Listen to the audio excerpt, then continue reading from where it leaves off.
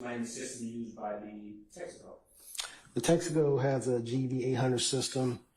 At the time, back in 2015, that was pretty much the system that you ran into in most convenience stores and gas stations. Is one of the, actually, oddly enough, it's one of the systems we kind of concentrated on when I actually went to specialized school for it. But it's a system, it's computer based. It records to the hard drive of a standing desktop, basically recording footage of the inside and the outside of the business. It's very common back then. And the barbershop also? Yes, please. Well, the barbershop had a night owl system, which is another one very common for smaller, in use in very smaller businesses and homes at the time. But it was one we came in contact with almost daily in our work. Permission to approach, Your Honor? You may. Thank you. Detective T, I'm showing you the CD that contains case exhibit 292 Yankee Alpha through 292 Yankee Delta. Do you recognize this CD? Yes. What is it? It's a video crime. It's my initials on it. Okay. A video of what? I think this is video. I don't remember if it's video from the Texaco or everything, but it's video on here. Okay. Did you review the contents of the CD before coming to court today? Yes.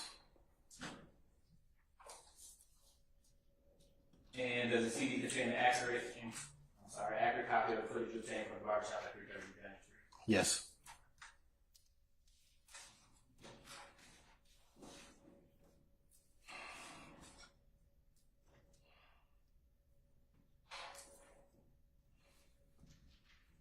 Permission to approach, Your Honor? You may, sir. Thank you. Detective T, who did you get this footage from? Well, the barbershop footage I got from the owner of the barbershop. He showed me what the system was, and I pulled the video from there. The Texaco, the clerks let me into the back room where the system was, and I pulled the video. Okay. Do you remember what he looks like? The owner of the barbershop, black male, about 5'6", 5'7", bald-headed, brown complexion. He and I just remember specifically him. While I was pulling the video, he and I were actually talking about basketball a lot because my last name's Teague, and he's a Hawks fan. I don't remember what he looks like. Well, I actually seen him yesterday while we were getting ready to come into court, and he was leaving, and I recognized him from then. But I recognized him there. You recognize people, like, remember, because he and I, we actually had a long conversation while I was pulling the video. So I'm going to show you, this time I'm going to publish what's been previously admitted as State's Exhibit 292 Yankee Alpha. And to your left, can you tell me what's depicted in 292 Yankee Alpha? The inside of the barbershop. Correction, 292 Yankee Echo. And did you see the individual you pulled the footage from? Yes, the gentleman right here on the left. Can you circle him?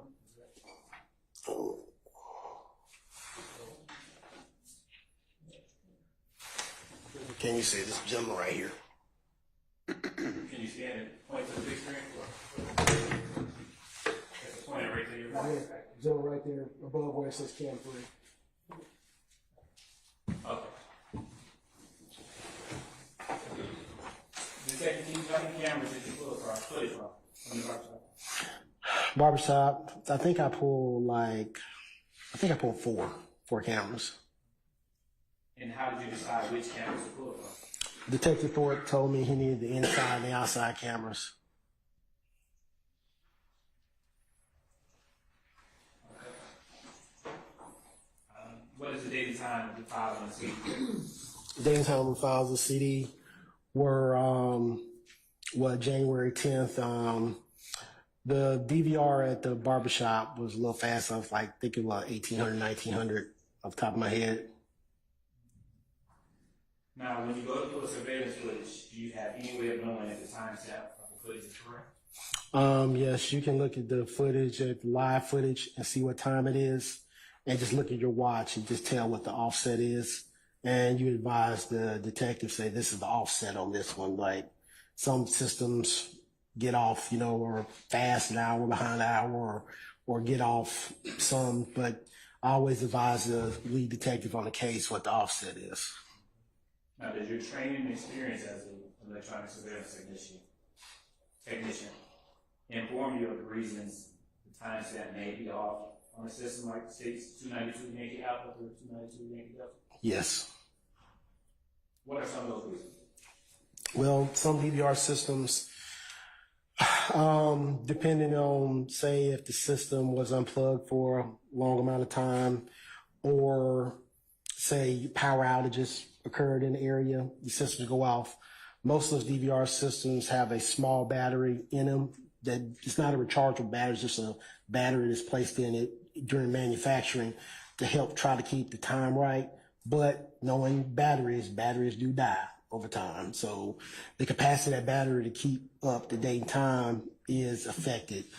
Also, with DVR systems, the regular ones that you might have in your house or something, DVRs are pretty much simple computers. The main function of DVRs is to record the video, pretty much it, and that's what most of the capacity of it is toward. So things like date and time, you have to keep up with that yourself. So a lot of people, once it's plugged up, it stays that way. So they don't know. A lot of people don't have the technological know-how to like go in and during daylight savings time to spring forward or fall back. And sometimes it's kind of like, the best way to describe it is how if you're old enough to have had a VCR, a lot of people never programmed the clock on that VCR. It was 12 o'clock forever. It just flashed 12 o'clock. Nobody ever programmed the time. But it's kind of the same principle with a lot of DVRs. Now, was the timestamp on each of the barbershop camera or are those the same? Yes. Why? Because the timestamp is put on to the recordings by the DVR itself. Now, was that timestamp accurate or was it off? It was off. It was a little fast. Approximately how much off was it? I think it was like 40-something minutes fast. How did you know? I looked at my watch when I was there. Now, did you tell the lead detective when timestamps are off on surveillance footage? Yes, I do. Did you inform Detective Thorpe of the timestamp difference? Yes, I did. Now, at this time, the state moves to admit state 292 Yankee Alpha through 292 Yankee Delta for admission.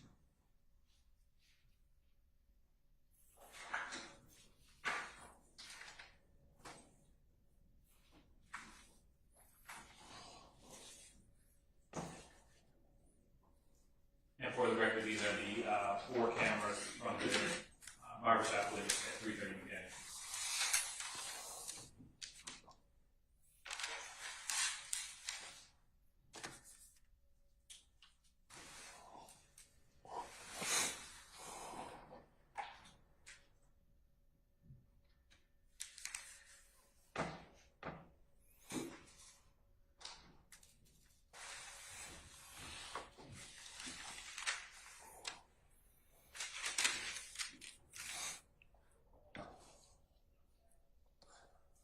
Any objection to states 292 Yankee Alpha through Delta?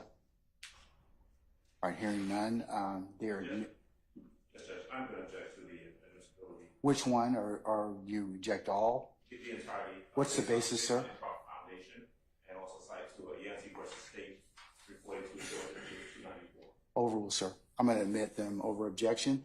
And they may be published as you see fit, Mr. Adams. I'll give you continuing objection. Thank you.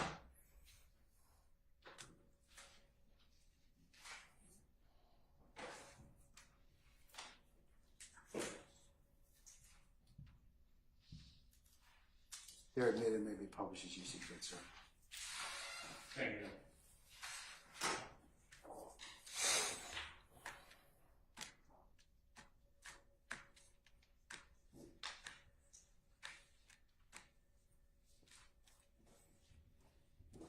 Permission to approach, sir? You may, sir. Detective T, I am now showing you what has been marked as States 292 Yankee Foxtrot through 292 Yankee Kilo. These are steel shots from the barber shop at 330 McDaniel Street. Do you recognize them? Yes, there's still shots of the video that I pulled from the barbershop. And are they a fair and accurate representation of the footage from the barber shop? Yes. Permission to approach, Your Honor? At this time, the state moves to admit State's Exhibits 292 Yankee Foxtrot or 292 Yankee Kilo.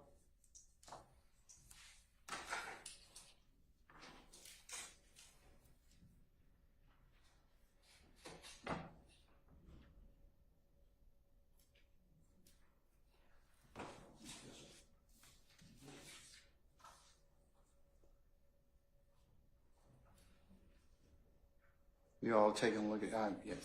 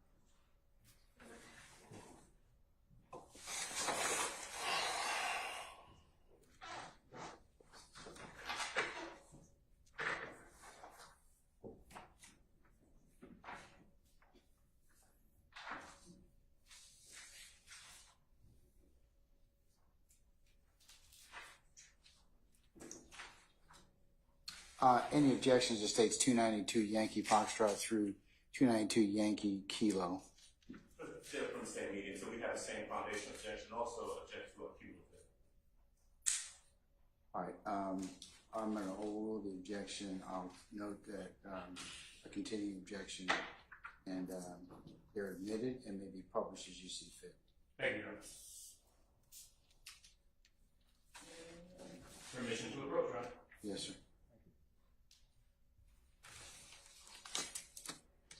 Detective P are now showing you a thumb drive containing State's Exhibits 295 Yankee and 296 Yankee. First, for 295 Yankee, do you recognize it?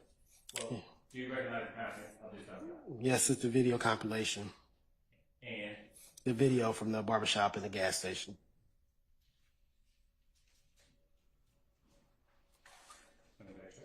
have you reviewed the contents of the thumb drive prior to today? Yes. And what are the contents? Video from the video that I pulled and the compilation of the videos. From you pulled from the Gas station and the barbershop. with respect to the gas station footage, is it a fair and accurate representation of the footage you're saying from the gas station, Texaco gas station at the Daniel North side? Yes. For 296Y, which are snippets, the compilation you referenced, have you viewed those snippets before coming to court yet? Yes. And are those a fair and accurate representation of the footage you're obtained from the barbershop and Texaco? Yes. Permission to approach, Your Honor?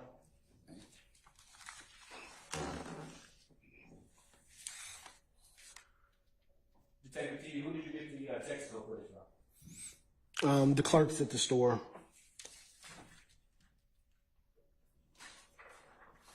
How many cameras did you pull footage from? I think the Texaco, I think I pulled 16 cameras.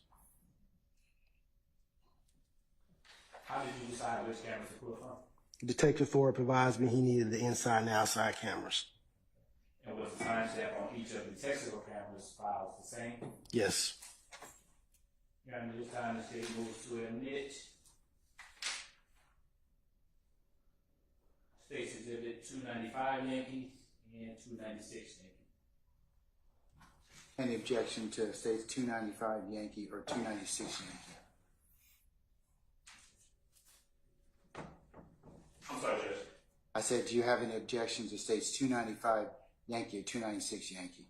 Yes. Same objection, just based on foundation. And specifically, the last one, I'm sorry, the exhibit number again for that last one? 296 Yankee.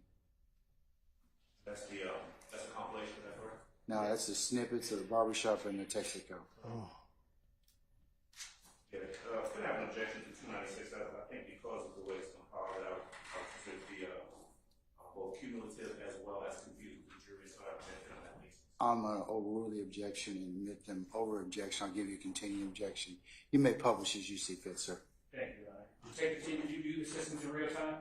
Yes. And did the systems accurately show outside and inside of the text box? Yes.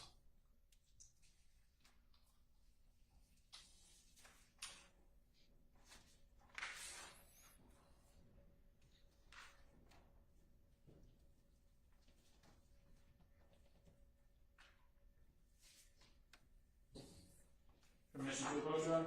You may.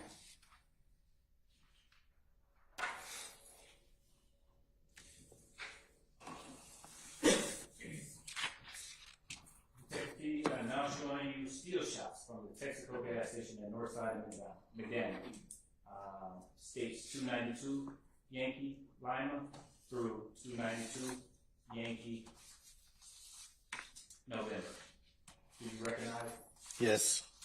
And how do you recognize it? It's footage from the outside of the gas station on North Side and McDaniel Street, looking at actually the intersection of McDaniel and North Side.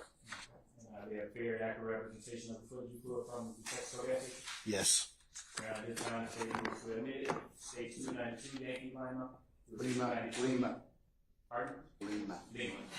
Not Lima. Lima. Lima's the pen. Military people around the world are just cringing at this point in time. Mm-hmm. Yes. 292 Yankee Lima through November? Yes. Okay.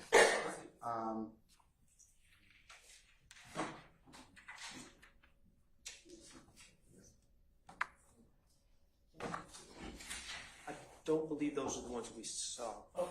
You want, all right, you take a look at them first.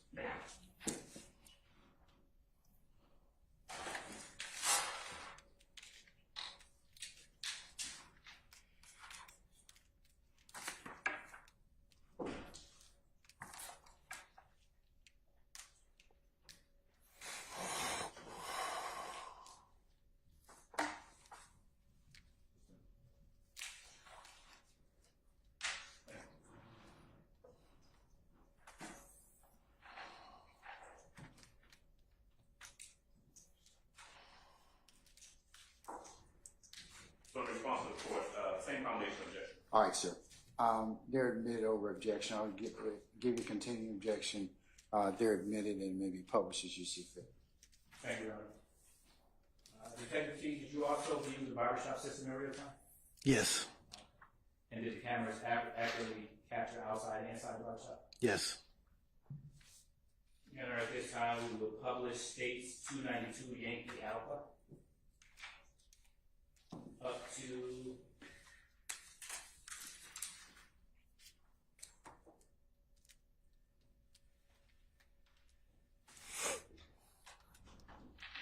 eight minutes and 32 seconds.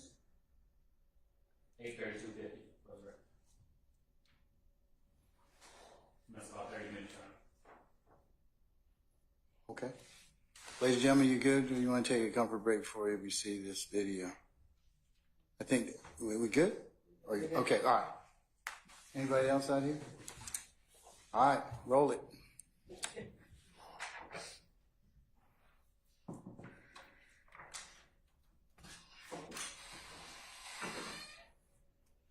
We're going to take one afterwards, okay? So, all right, okay. All right.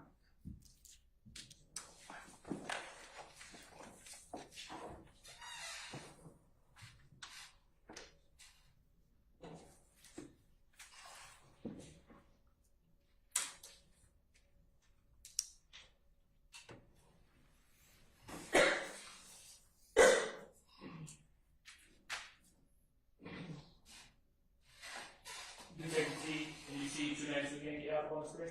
Yes. And what is the time and date of 292 Yankee Apple? It shows 110 of 2015, 8 p.m., which we've already been over as fast. Okay. And what camera angle? Or what camera? We're looking at, see camera number 1. Is that, what side of the barbershop is that? That would be the side of the barbershop facing McDaniel Street, looking northbound. Is that the east side of the barbershop? Yes.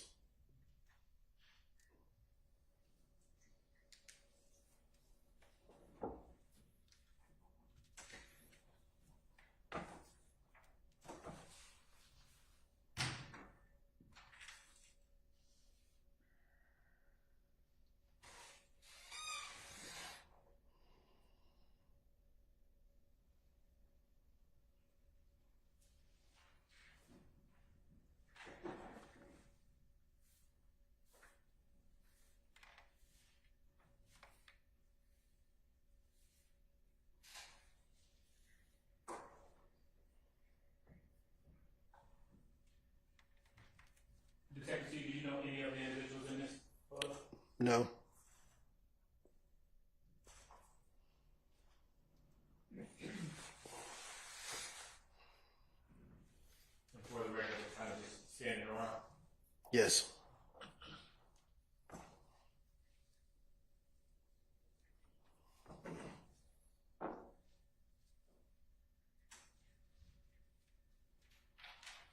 Detective T, is this prior to the shooting occurred at this location? Yes.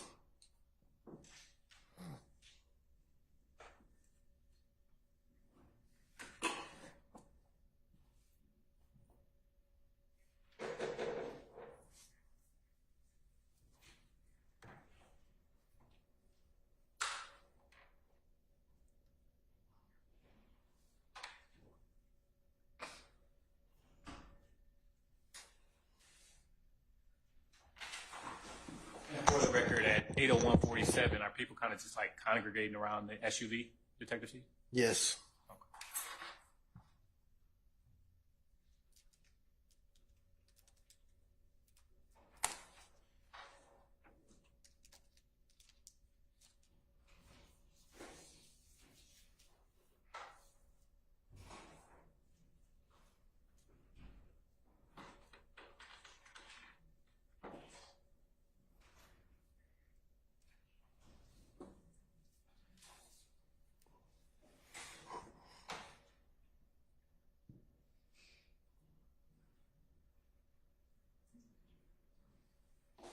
At 8:02:31, has any shots been fired yet? No.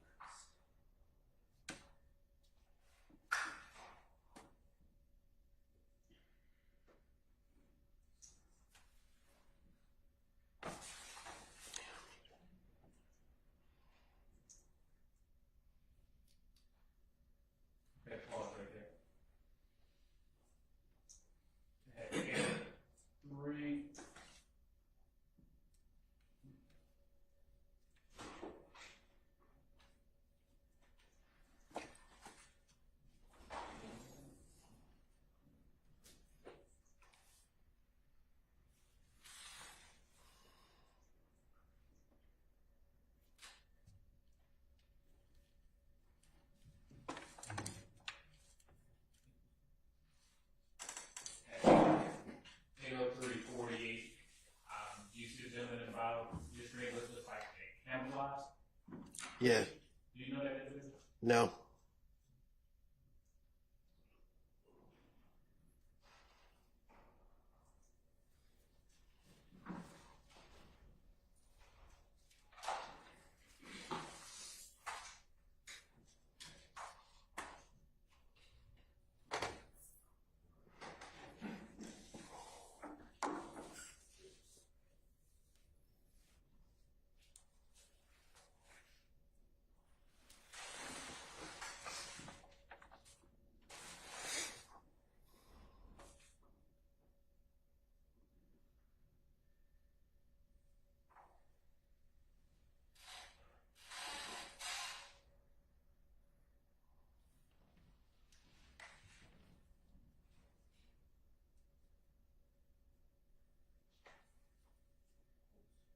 Not Detective Steve, you see a gentleman in a camouflage jacket and a skull cap go inside the vehicle while they're congregating?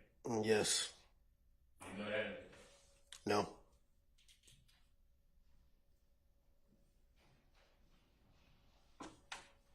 Do you see the camouflage jacket and the skull cap? Yes. Know that individual? No.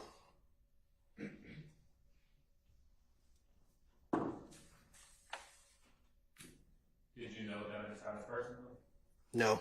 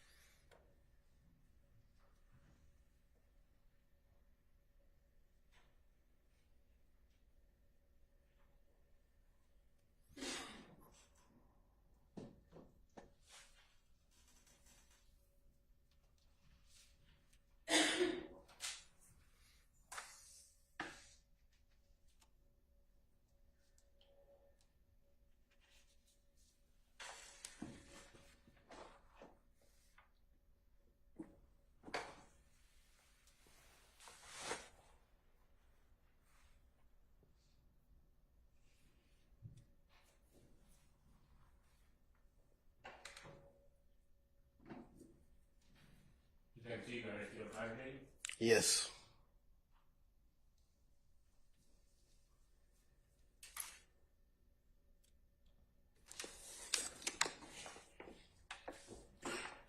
At 8:20, are they still congregating? 8:08, I'm sorry.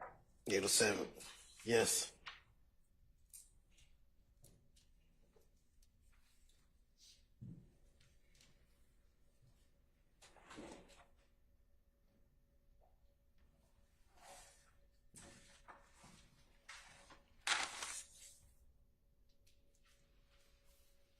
For the record, at 8:40, 8:08:40, did the 8:08:40, I'm sorry, 8:08:41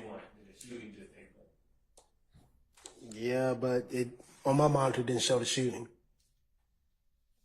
Did you ever monitor the call? Yeah, it jumped to 80844. So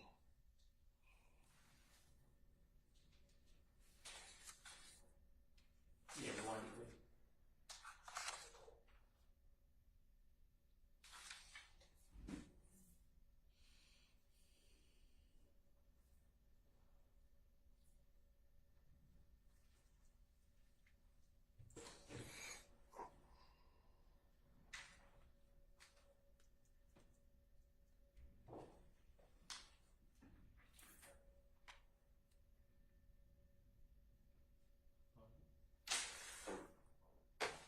80840, the two there. yes.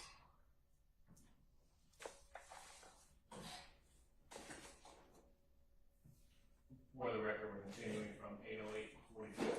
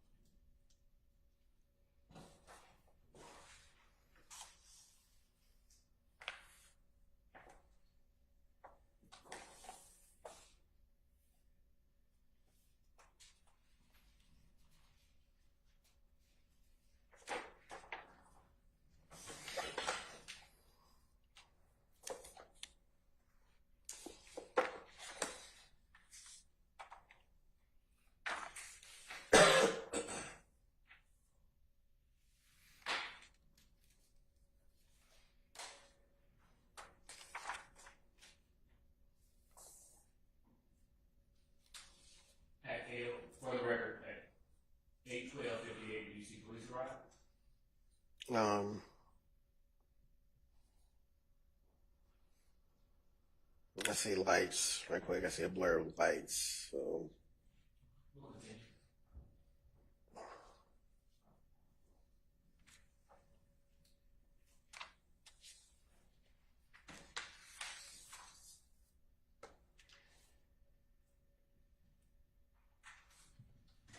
okay, now I see the blue lights.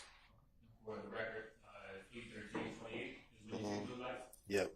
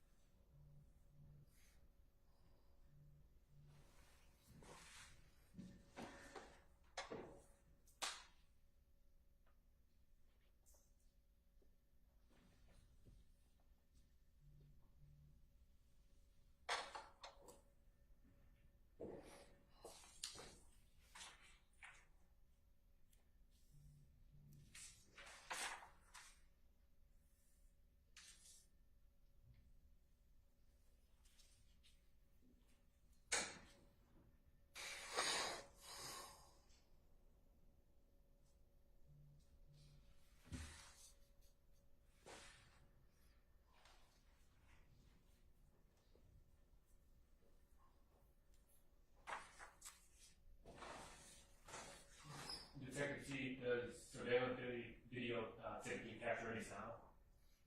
Some do, some don't. Did this one? No.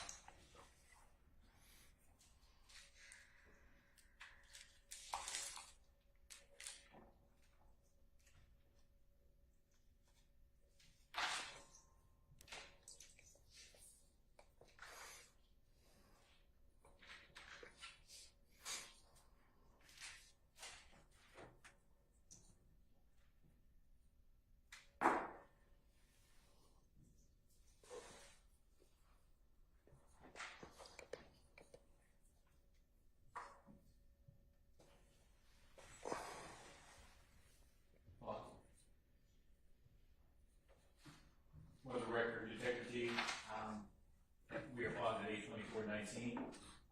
Technically, is someone being wheeled on the parking lot on a gurney at this time? Yes.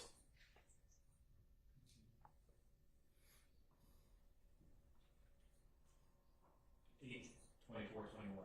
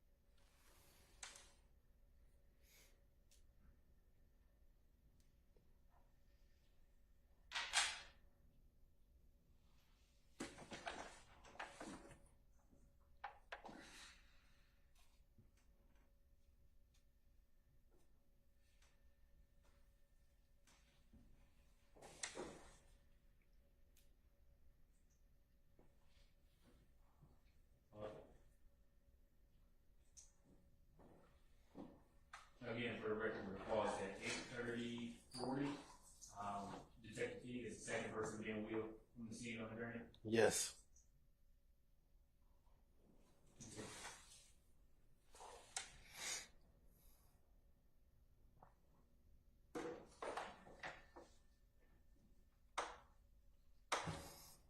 Detective T, did you know any of the persons being wheeled? So far from that? No.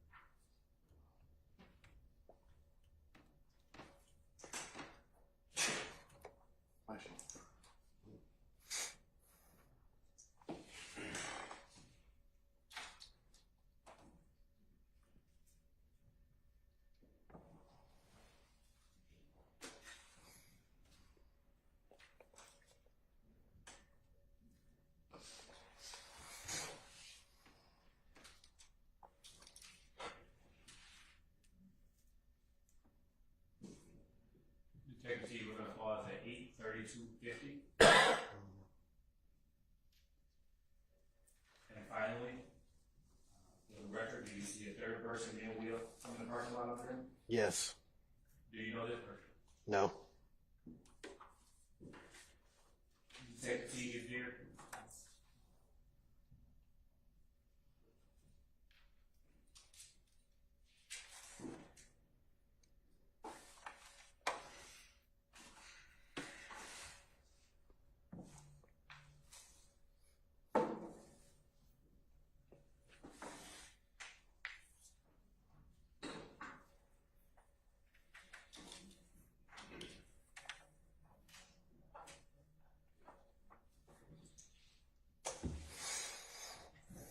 Detective T, is there an additional amount of footage left on this camera angle that you will?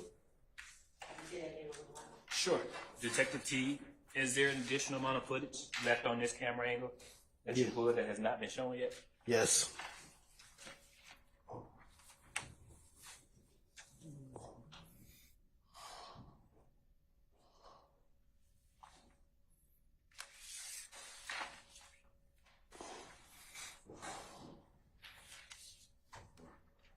Detective T, is there any more shooting shown on this angle footage beyond what we have already seen?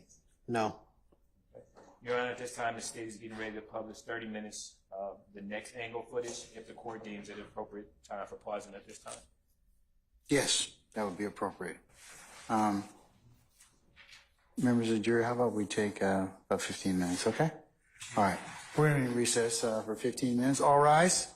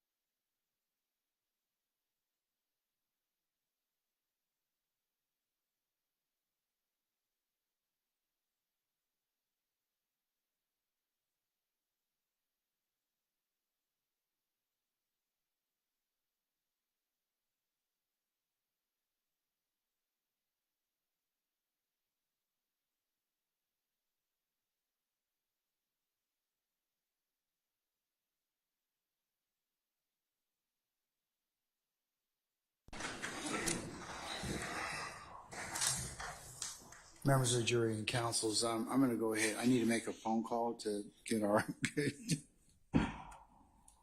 Zoom to be working again, so just bear with me.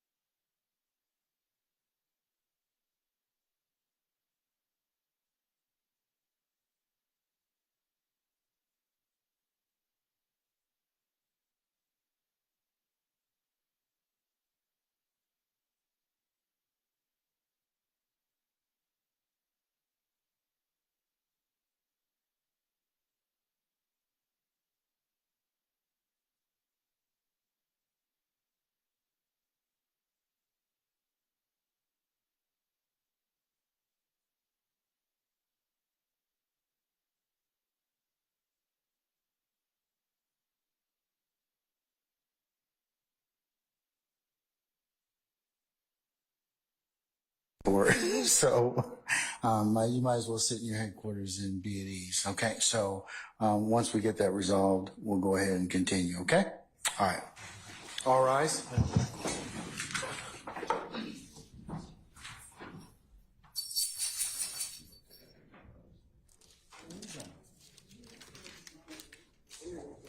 Now she's got to call and text support.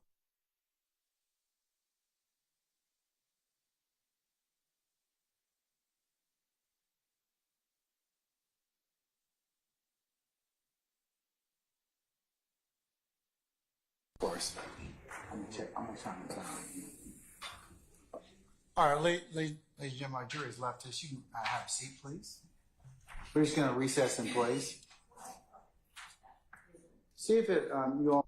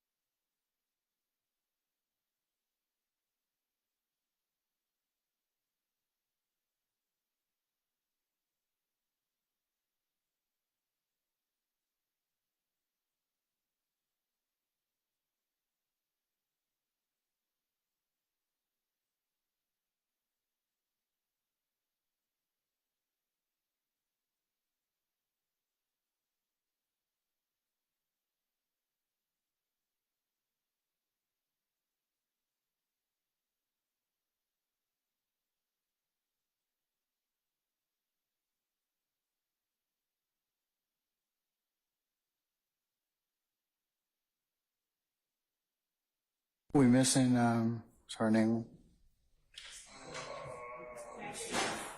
I'm sorry. Let's see. Mr. Adams is getting Mr. Matthews. Okay.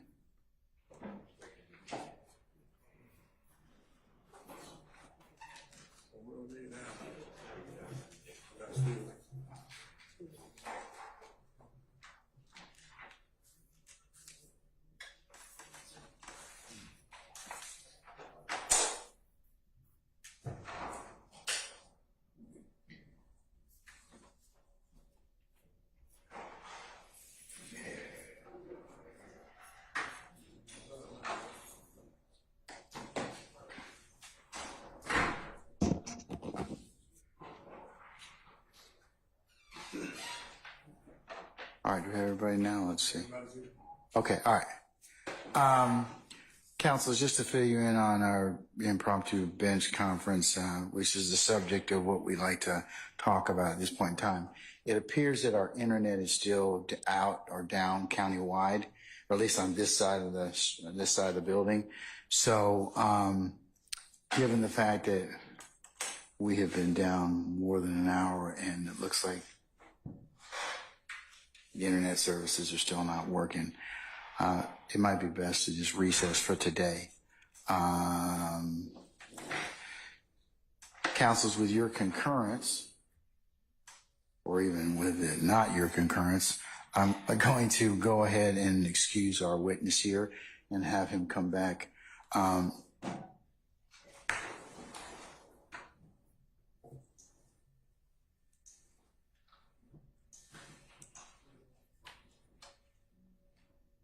Detective D, is Friday afternoon, 1 o'clock okay with you? Work for you? Okay, all right. Councilors, we'll go ahead and recall Detective T here for 1 o'clock on Friday, okay? And see if we can complete his testimony at that point in time. All right, any issues? What's happening tomorrow? The state's gonna call some additional witnesses, but we can talk about that in just a minute. Okay? All right. Let me go ahead and call our jurors out and excuse them, and we can excuse our witness for the day, and then we can talk about any ancillary issues, all right? All right, summon our jurors, please.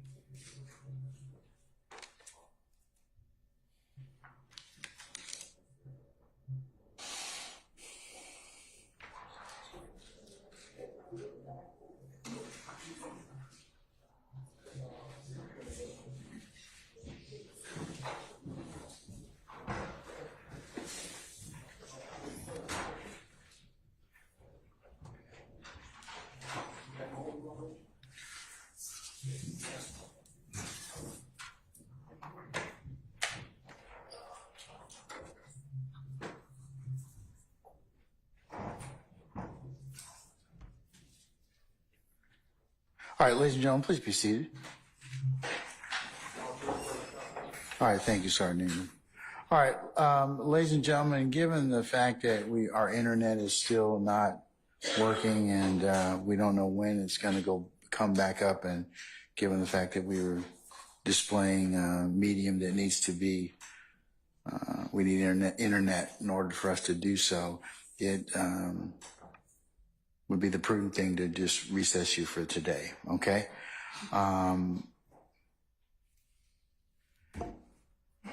Detective T, we'll see you tomorrow, I should say Friday at 1, if you could come for 12:30, and we'll start about 1 o'clock, okay? All right. And remember, sir, do not discuss your testimony with anybody except the attorneys in this case. We'll see you then.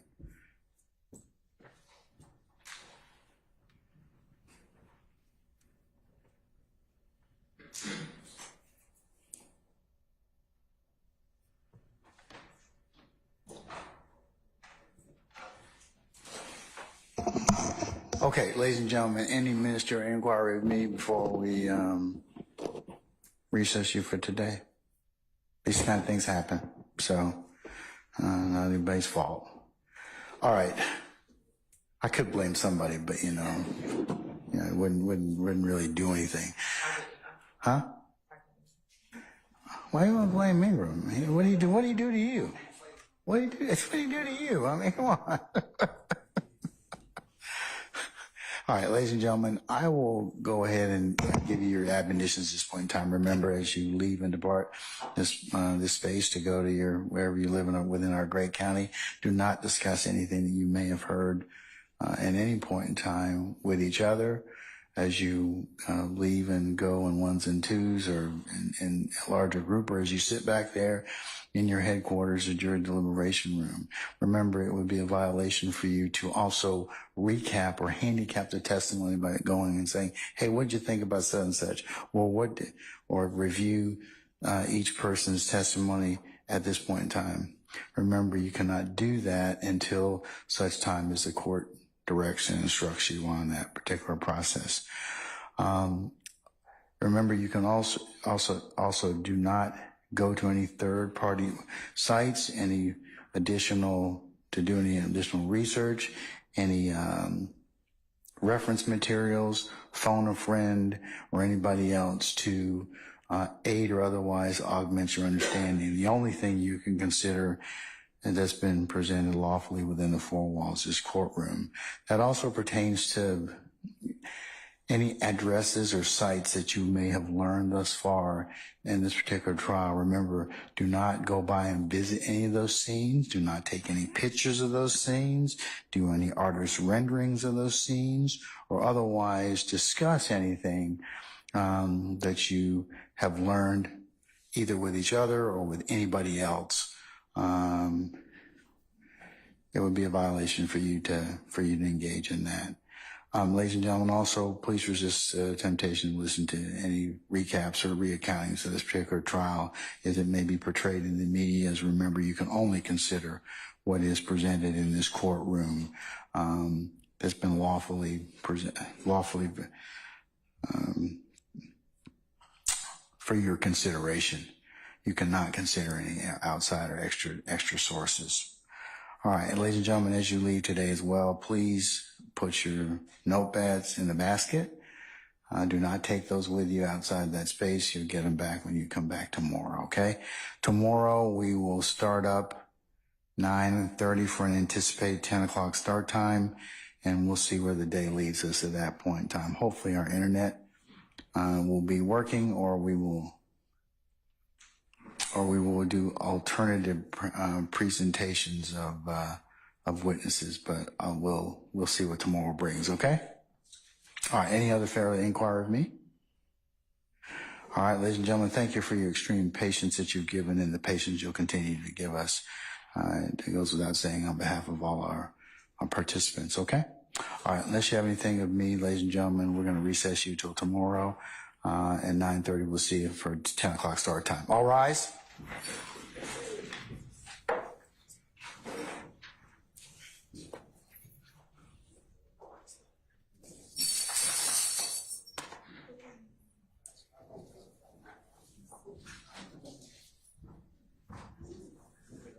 Don't even think about it.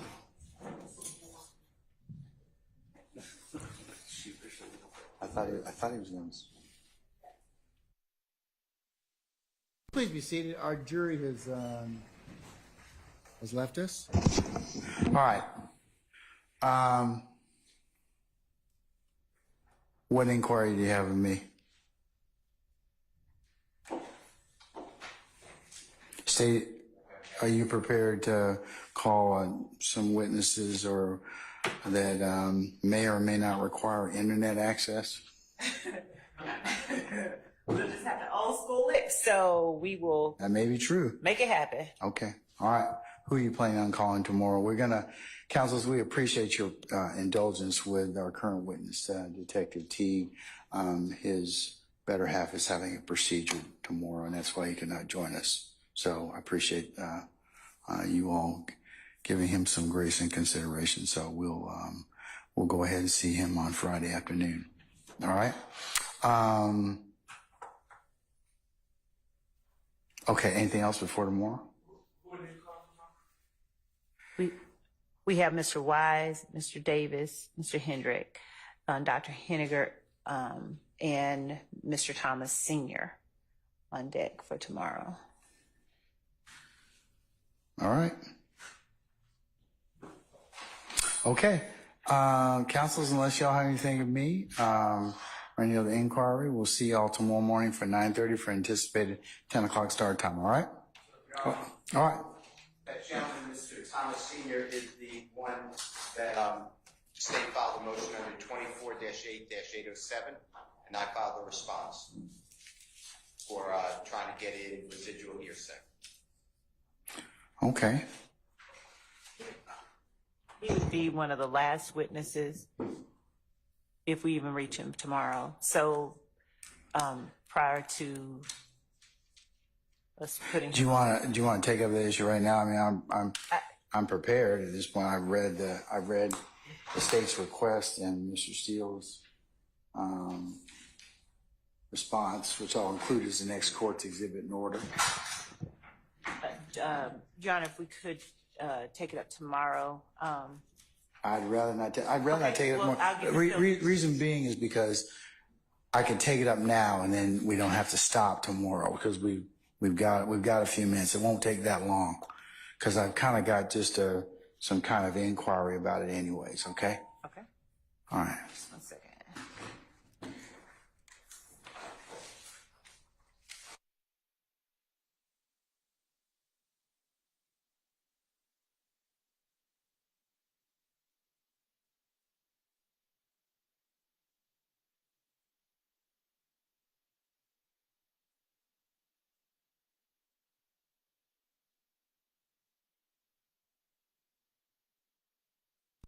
Okay. I'll give you a few minutes to get your materials in order.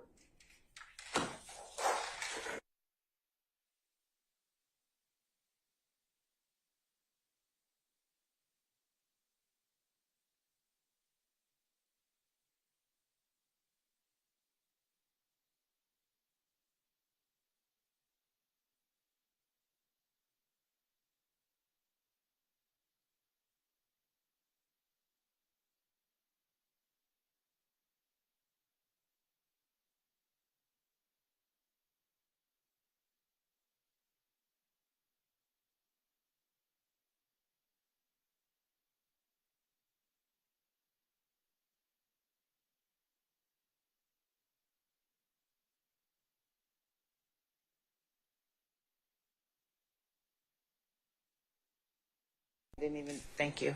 Sorry. Nope.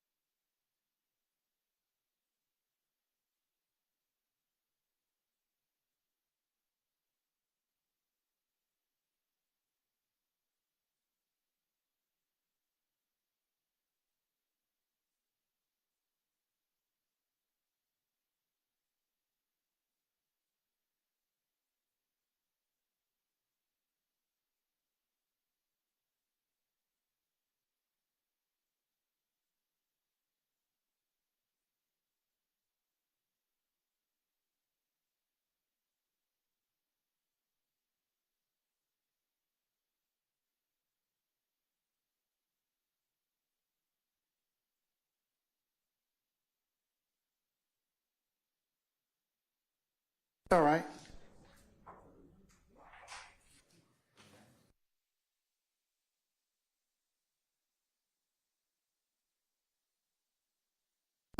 Request by the state.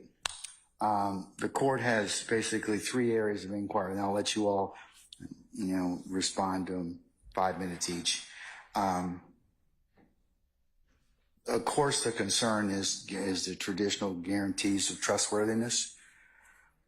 Well, first there's notice, and assuming that there's notice in this particular case, arguably there's some notice in this particular case of what was sought to be introduced.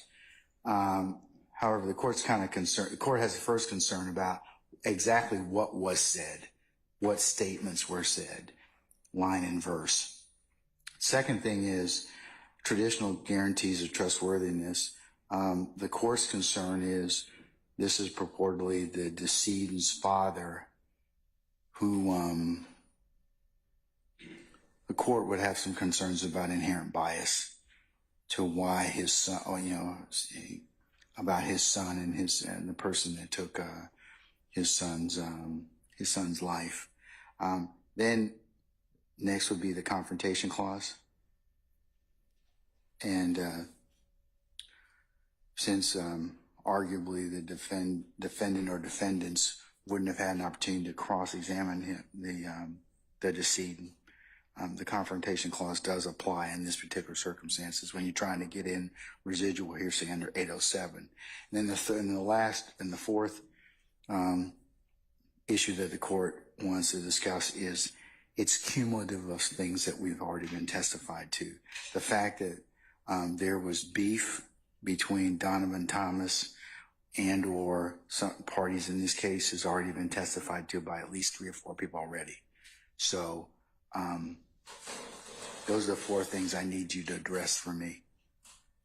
So, and there's something I missed.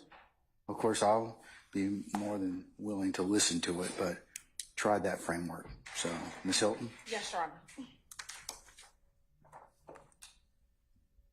Thank you, Your Honor. So first, I'll address the notice issue, Your Honor. We served notice for this particular testimony on May 23rd, 2024.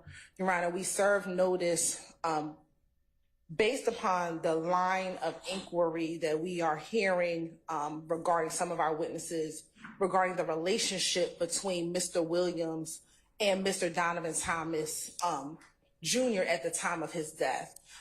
There have been a series of cross-examination questions, and I'll go specifically when Ms. Shawana Edmond was on the stand last week, I believe last Monday. There was a line of questioning from Mr. Steele regarding the fact that at the time of Donovan Thomas Jr.'s death, that Mr. Williams and Mr. Thomas Jr. were friends. And that has been a point made by Defendant Williams through his counsel on multiple occasions and through multiple witnesses. And so what the state realized, especially after the inquiry with Ms. Edmond, that it was important for Mr. Donovan Thomas Sr., who had a different relationship with his son than what the mother had, to talk about the fact that at the time of Mr. Williams' death, they were not that friendly.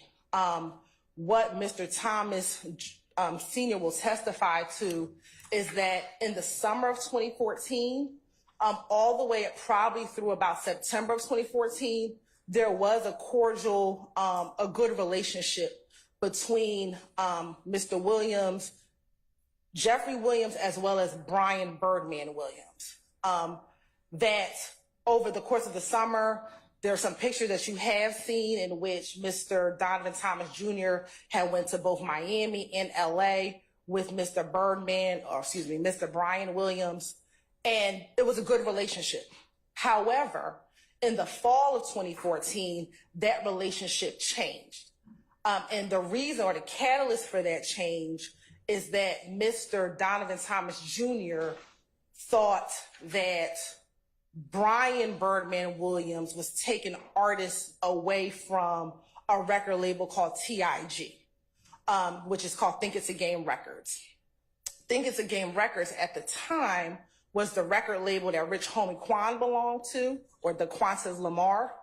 And what Donovan Thomas Jr. began to see or observe, or what he thought, was that Birdman was trying to take Rich Homie Quan from Think It's a Game Records and bring them over to Cash Money Records. And so at that point in time, Mr. Donovan Thomas Jr. would have conversations with Rich Homie Quan about not going over to Cash Money, but staying with TIG Records.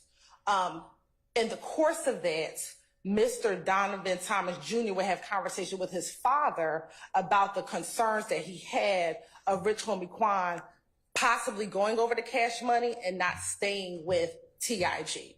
Why that is important, Your Honor, is because at the time, we believe that Jeffery Williams was either signed to Cash Money or had a management deal with Cash Money, but he had more of a relationship with Brian Birdman Williams and the Cash Money side of the house. And so there was some conflict with Rich Homie Quan. And so we believe that in the latter part of 2014, what Mr. Donovan Thomas Sr. would testify to is that his son decided to not have as much of a relationship with both Jeffery Williams or Brian Birdman Williams. And so he began to distance himself from the two of them. There was a specific encounter that he remembers very vividly, which was a video shoot. I believe it was Mr. Jeffery Williams' video shoot. And when Mr. Donovan Thomas Sr. and Mr. Donovan Thomas Jr. went to the video shoot, they saw Mr. Jeffery Williams there, they saw Brian Williams there, and they saw another TIG artist there. However, the owner of TIG was unaware of this video shoot and was not present. At that moment, both of the Thomases left, and at that point, that's when really the tension or the frustration developed, and he did not want to deal with anything that was not TIG Records. And so we're talking about October 2014, November 2014, later in the year, that there was this distancing between the two, which is opposite of what we believe that the defense is trying to purport, that there was this great friendship in January 2015, because that was not the case. And so specifically, there are two conversations that Mr. Donovan Thomas Sr. remembers his son having with him. These were two face-to-face conversations, again, in about, he believed it was fall of 2014, and specifically his son came to him very concerned, thinking that Rich Homie Quan was going to leave TIG Records, that he expressed to his father that he was trying to show Rich Homie Quan everything, showing him the studio that they had built for him and really trying to convince him to stay with TIG and not go over to Cash Money Records. And the reason why that is relevant, Your Honor, is we believe one of the theories of why this murder occurred is there was a desire to have Rich Homie Quan on Cash Money Records, and two people were preventing that from happening. Corey Lamar, who is the father of the Quantas Lamar, as well as Mr. Donovan Thomas Jr. And those two individuals were preventing that from occurring. And so these conversations that he was having is not specifically towards Jeffery Williams, but specifically towards his concern with Brian Birdman trying to steal Rich Homie Quan from TIG and bring him over to Cash Money Records. As far as this having some guarantee of trustworthiness, that's why we believe that you need to hear from Mr. Thomas yourself. Generally in these hearings, Your Honor, as you are aware, the court can assess credibility from the witness itself. Okay, let's assume that I do that. How are you going to get over the confrontation clause? Your Honor, this is not testimonial because confrontation. I disagree with you. Well, Your Honor, it is testimonial. It's not testimonial because testimonial evidence is evidence that's made directly to the police. No, this is not. Not necessarily. Not necessarily. I'll bring some case law, Your Honor, but testimonial evidence is evidence that is made in preparation for trial, generally to law enforcement. This Okay, is not, but even if it's not testimonial, you still got a confrontation clause issue. How are the defendants gonna? but this is why this is residual hearsay, Your No, Honor, but because residual what this, hearsay. If you're gonna introduce it against the defendant, it's still got to pass the confrontation clause. no, Your Honor, when we're talking about confrontation. I disagree with you about that. It's got to pass the confrontation clause. In fact, there are. You all like to slight Carlson a fair bit, so let me go back to what Mr. Carlson says about the constitutional considerations. While much of the evidence offered under 807 will pass Sixth Amendment muster, cases state that if a hearsay statement is testimonial, confrontation clause prevents its admission at trial, even if it falls within the hearsay exception, unless the declarant statement is unavailable and the defendants had a prior opportunity to cross-examine the declarant. So the issue you're still going to have is, well, is this general confrontation of this particular witness? And then also, I'm concerned about just the nexus in terms of what you're trying to get into at this point. When you, I guess two things. The nexus being that of what exactly Mr. Thomas is going to testify to. I mean, you laid out for me kind of a relationship driven or I don't see the nexus. I'm having a hard time seeing that. Which nexus, Your Honor, so I can be clear? The nexus in terms of what does Mr. Thomas's statements about his son, because finally you boiled it down to there's two conversations in the fall of 2014 that you want to get into. Have you reduced those to writing?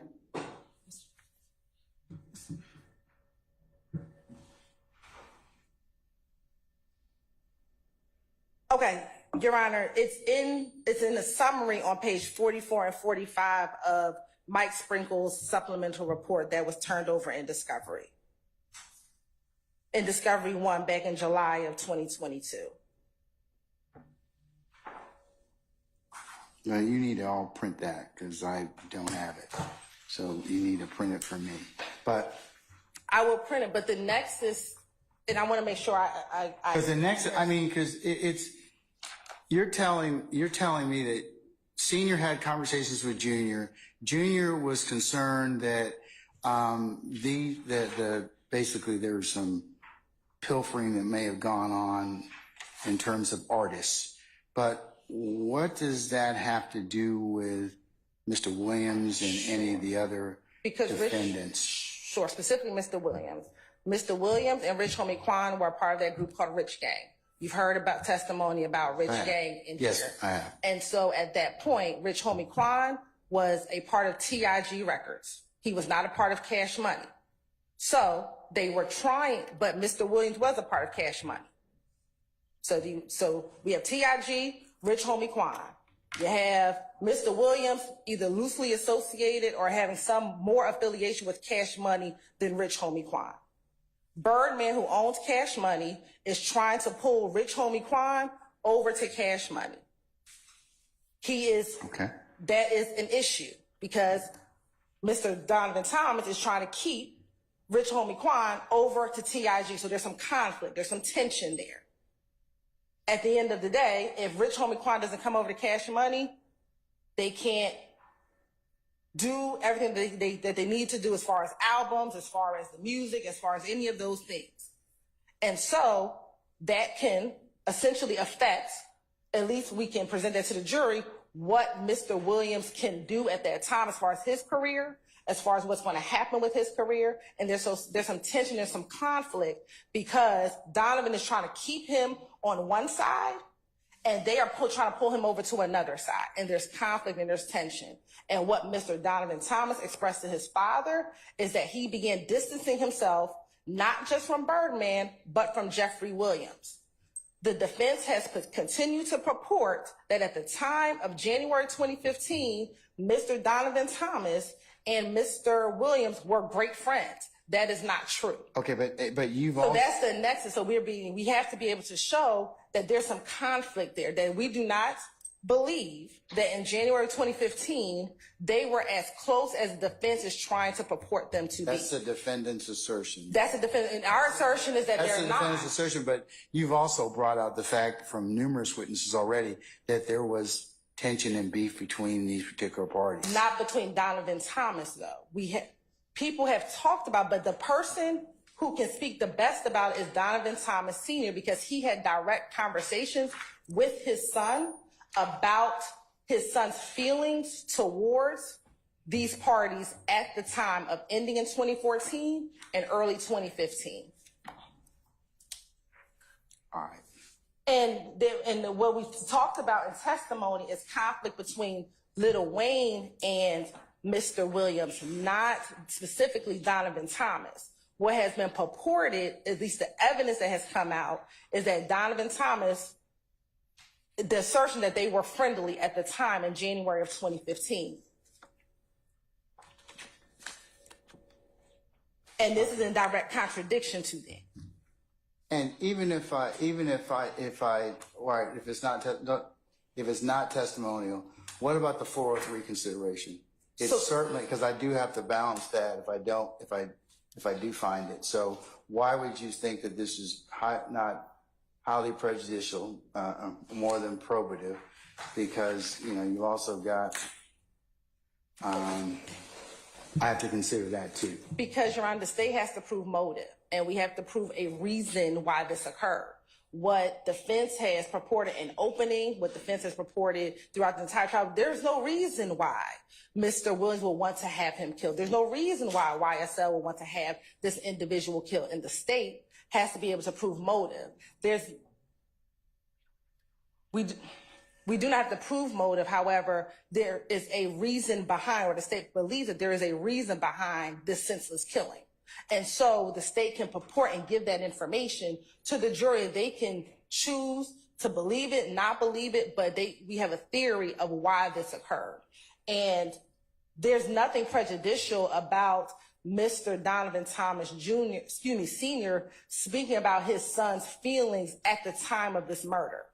And the conversations that he had, he doesn't say, my son said, if I die tomorrow, it was Mr. Williams. That might be prejudicial, but it is Mr. Thomas's conversation about his concern that Rich Homie Quan was going to go to another music label. There's nothing prejudicial about that statement to Mr. Williams, except for the fact that Mr. Donovan Thomas is telling his father, someone he has a close relationship with, someone who he talked to almost every day. This is the testimony that Donovan Thomas Sr. will give, is that my son came to me with a concern that someone he's mentoring, someone he has developed a relationship with, may leave this record label and go to another record label. There's nothing prejudicial to any of the defendants with that particular statement. So we do believe that there's nothing prejudicial about that statement in this. And I'll pause, but I'll look up the testimonial. But again, Your Honor, I believe that testimonial will solely be if this was a statement being made for the purposes of trial, and it's not. I still have to go undergo trustworthiness. Yes, Your Honor. Still have to go through even if I don't find it to be testimony, it still has to be balanced under 403. Yes, Your Honor. And I take this in comparison. Many of the residual hearsay cases, Your Honor, are domestic violence cases. Oh, that's what comes up. That's what comes up. And but ordinarily, those are a lot more tighter in the sense that you have interplay between, unfortunately, the decedent and the victim. And you also have third parties that are very much usually around, or unfortunately see those particular, or that particular victim talks to on a regular basis. But that is what's happening here, Your Honor. Mr. Donovan Thomas Sr. will say he talked to his son every day. He has a different vantage point. If you recall Ms. Edmonds' testimony, Ms. Edmond knew her son, but Donovan Thomas Sr. went to video shoots with his son, went to events with his son in the music industry. So he had a very close relationship with his child, such that these conversations were very natural for them. In comparison to Ms. Edmond, Ms. Edmond said, you know, I knew certain things, but she didn't have as much detail. He spoke to his father more about what was happening on this music entertainment side. The father had been to video shoots. The father had, may or may not have been, I have to confirm, may have been in Miami when they did the lifestyle video. Mr. Donovan Thomas Sr. spoke to his son, was very involved in the fact that Mr. Donovan Thomas Jr. had created his own independent music label. Another one of his sons, Marquavius Curtis, was a part of that. So Mr. Donovan Thomas Sr. has a very more knowledge about this side of what Mr. Thomas was doing versus, say, Miss. Do you have the statements? Did you find those? Yes. Discover. Can I see those? Yes, Your Honor. Permission to approach? Yes. I'm just going to read them in the record so that we have them for consideration.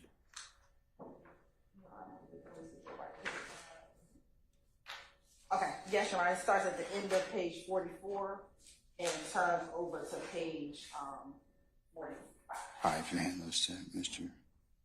Kearns?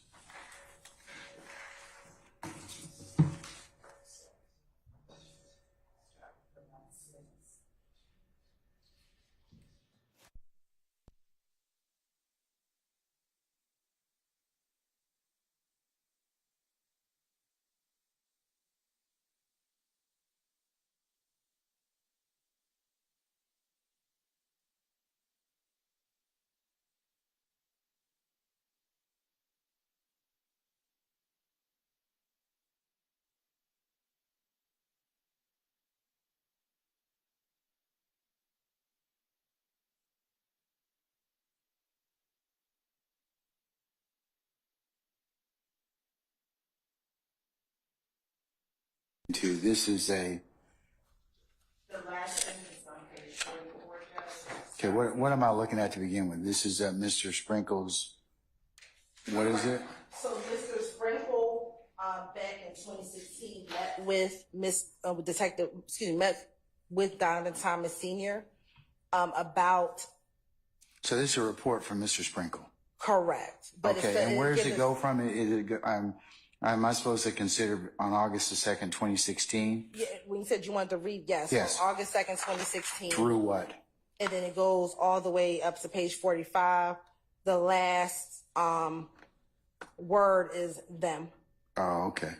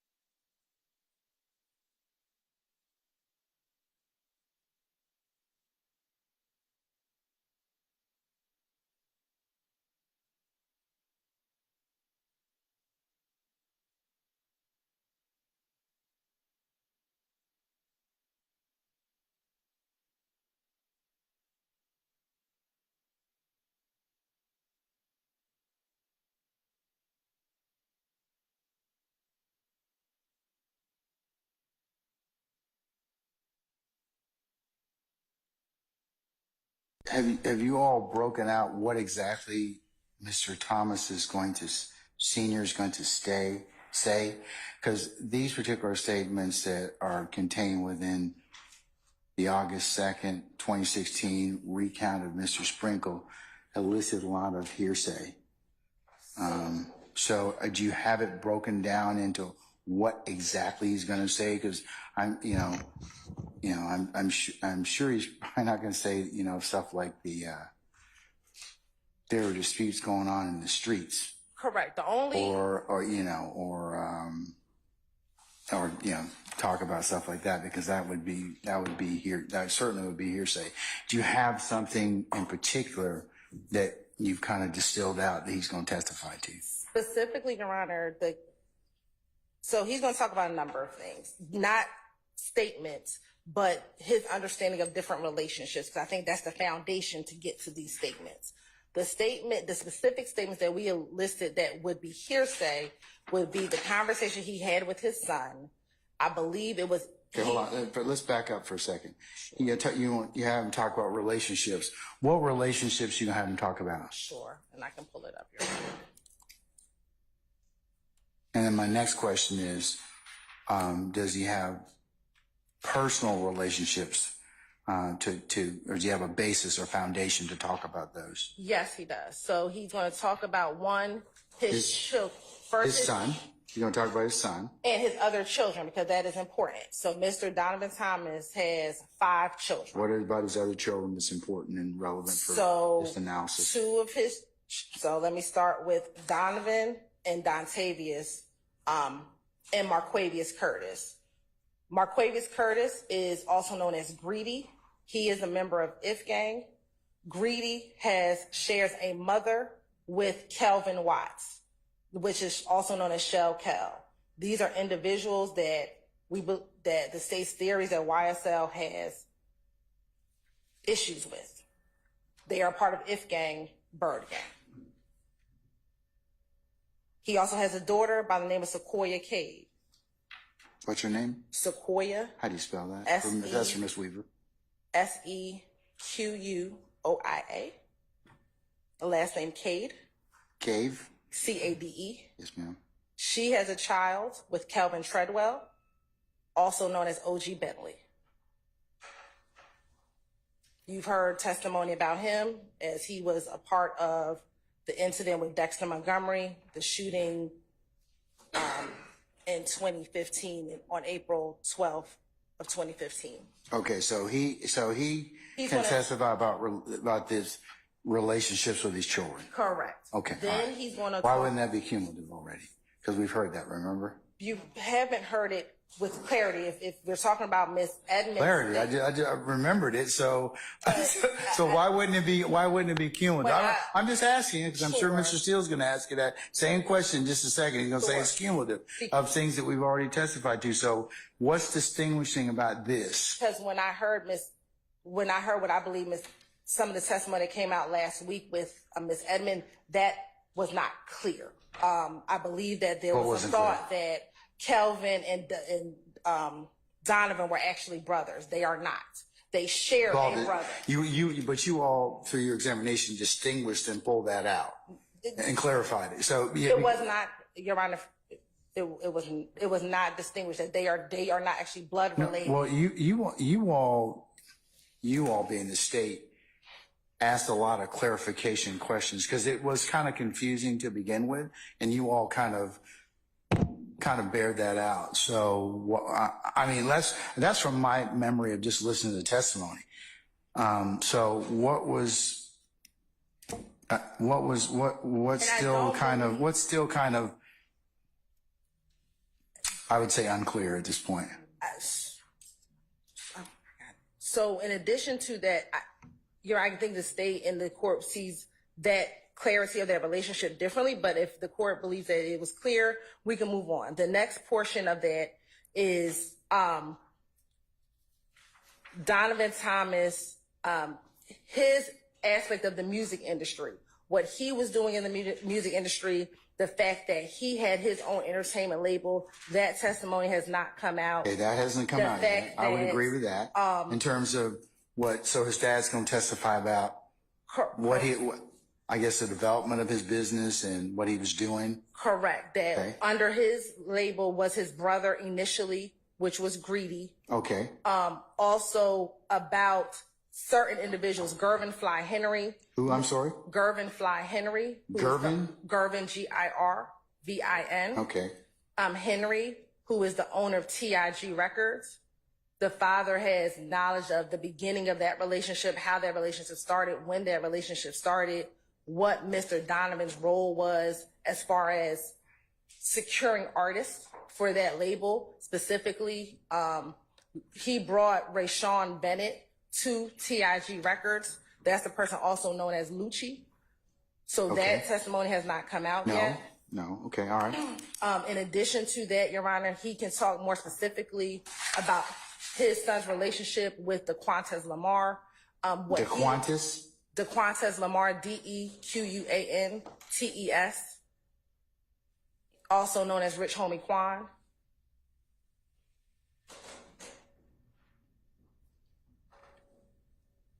Again, he could speak to Mr. Donovan Thomas Jr.'s relationship with Rayshawn Lucci Bennett. That's going to be relevant because testimony will be forthcoming that Rayshawn Lucci Bennett's mother's home was shot up after Donovan Thomas was murdered. Mr. Donovan Thomas can also speak about, again, the relationship between Donovan Thomas Jr. and Mr. Jeffery Williams from his observations. He'll also be able to speak about the relationship between Brian Birdman Williams and Donovan Thomas Jr. Again, what I just talked to the court about as far as the summer of 2014, what was happening. Well, go back to Brian Birdman Williams and Donovan Thomas Jr. Is that what you said? Yes, Your Honor. Okay. All right. In addition to that, what I spoke about earlier, Your Honor, Mr. Donovan Thomas Jr. can talk about what was happening in the summer of 2014. He will testify that the relationship between Mr. Donovan Thomas Jr. and Mr. Jeffery Williams, as well as Mr. Donovan Thomas Jr. and Mr. Brian Birdman Williams, was cordial, was good, that, you know, Mr. Donovan went to video shoots and things were good. He will testify to that. But he will also testify that in the fall of 2014, that began to change specifically for Mr. Donovan Thomas Jr.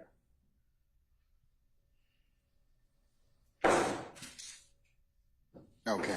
And then that is, again, the conversation that I am speaking of, the hearsay conversation. It's sometime around, again, October or November. It's a conversation that I talked about where Donovan Thomas Jr. expressed to his father some concern about Rich Homie Quan leaving. And then the second conversation, Your Honor. Okay, but and you said that, the two conversations, but what I would like to see is, or something, or hear, is what exactly those conversations were. I think there's some predicate stuff that maybe that's from the court's perspective, maybe relevant to here, to put certain things in context. But in order for me to make some further determinations, you would probably need to reduce exactly what you're trying to get Mr. Thomas Sr. to say, because that would be important. Okay. Is it possible he is prepared? We were prepared to bring him in to testify because for the court, my experiences in residual hearsay motions, that witness will come and testify, so you can hear directly from his mouth what the conversation is, so I don't write something down. Okay, well. So he's prepared to come tomorrow morning. We can make him available. Okay, all right. Thank you. I've given you more than 5 minutes, probably about 30. Mr. Steele?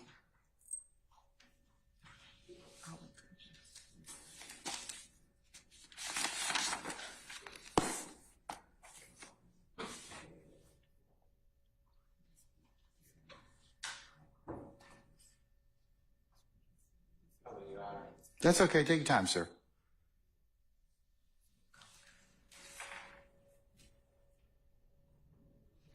Ms. Hilton and Ms. Love, can you all send Ms. Weaver the pages from the case supplemental report, pages 44 and 45, for purposes of the motion? No, okay, yes, that's fine, when you get it. Oh, it's up now, okay. It's up now, we have it now. Okay, so I'm gonna give you all this back, so you can have it. But if you all could send the court,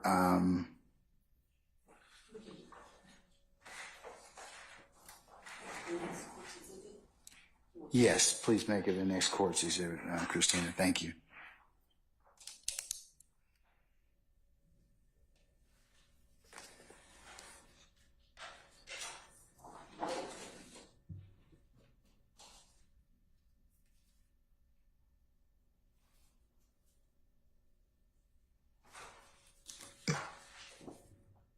All right, sir, I'm listening.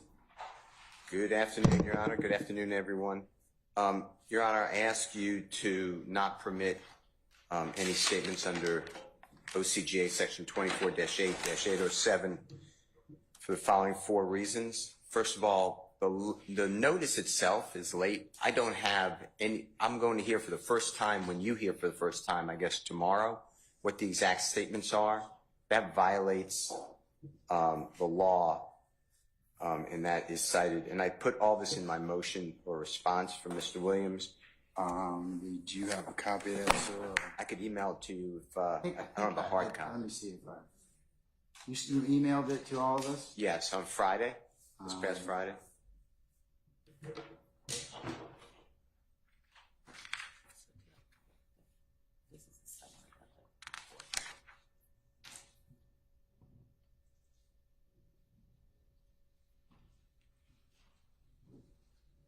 All right, so I have your response, or what are you inviting me to look at?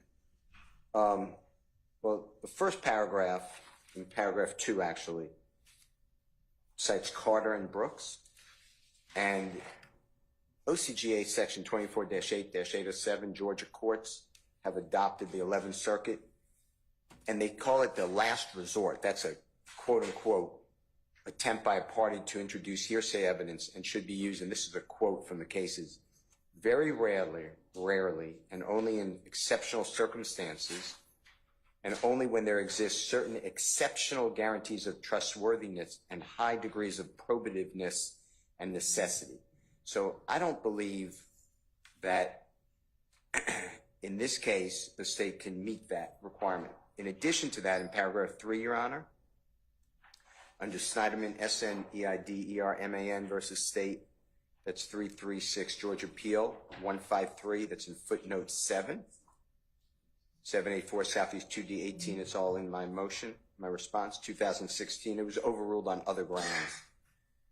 But specifically, the state should have given this notice before trial. They did not. And they're supposed to give exactly what you're asking for now. What are the statements? They did not do that.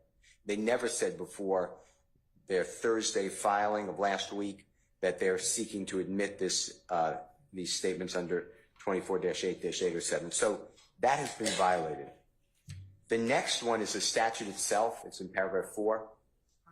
OCGA section 24-8-807 requires, among other portions of the test, that the hearsay statement is more probative on the point for which is offered than any other evidence which the proponent can procure through other reasonable efforts. The proponent in this case is the state of Georgia. And Your Honor, the way I understood what you were just told, we're talking about that Rich Homie Kwan was trying to be led away from TGI Studios record label to go over to Cash Money Record. TGI Studios is owned by a gentleman, as the Honorable Ms. Hilton said, named Gervin, G-I-R-V-E-N, may be wrong, Henry, like the King Henry. He's on the state's witness list. He's available. They gave me a phone number for him. Rich Homie Kwan is named Mr. Lamar. DeQuantis Lamar is spelled earlier. He's on the state's witness list for this series of witnesses. Mr. Brian Birdman Williams is on the state's witness list. So it is hard to swallow that the state passes the statute itself in 807 that states that the state can get this information, cannot get this information from someone else with reasonable efforts. What they're saying is that Rich Homie Kwan is being courted by two different record labels. Well, they have the record label people right here and Rich Homie Kwan, or excuse me, Mr. Lamar, his performer known as Rich Homie Kwan. So I ask you for all of that, for all those reasons so far, to deny their motion. In addition, they wanted to explain about a relationship between, through hearsay, between Donovan Thomas Jr., God forbid, deceased, and Rashawn Bennett. Rashawn Bennett is on the state's witness list. He already pled guilty in another case in this courthouse, and there's no reason that he can't be a witness in this case. So again, the state has other reasonable alternatives through reasonable efforts. And then, Your Honor, it's paragraph 5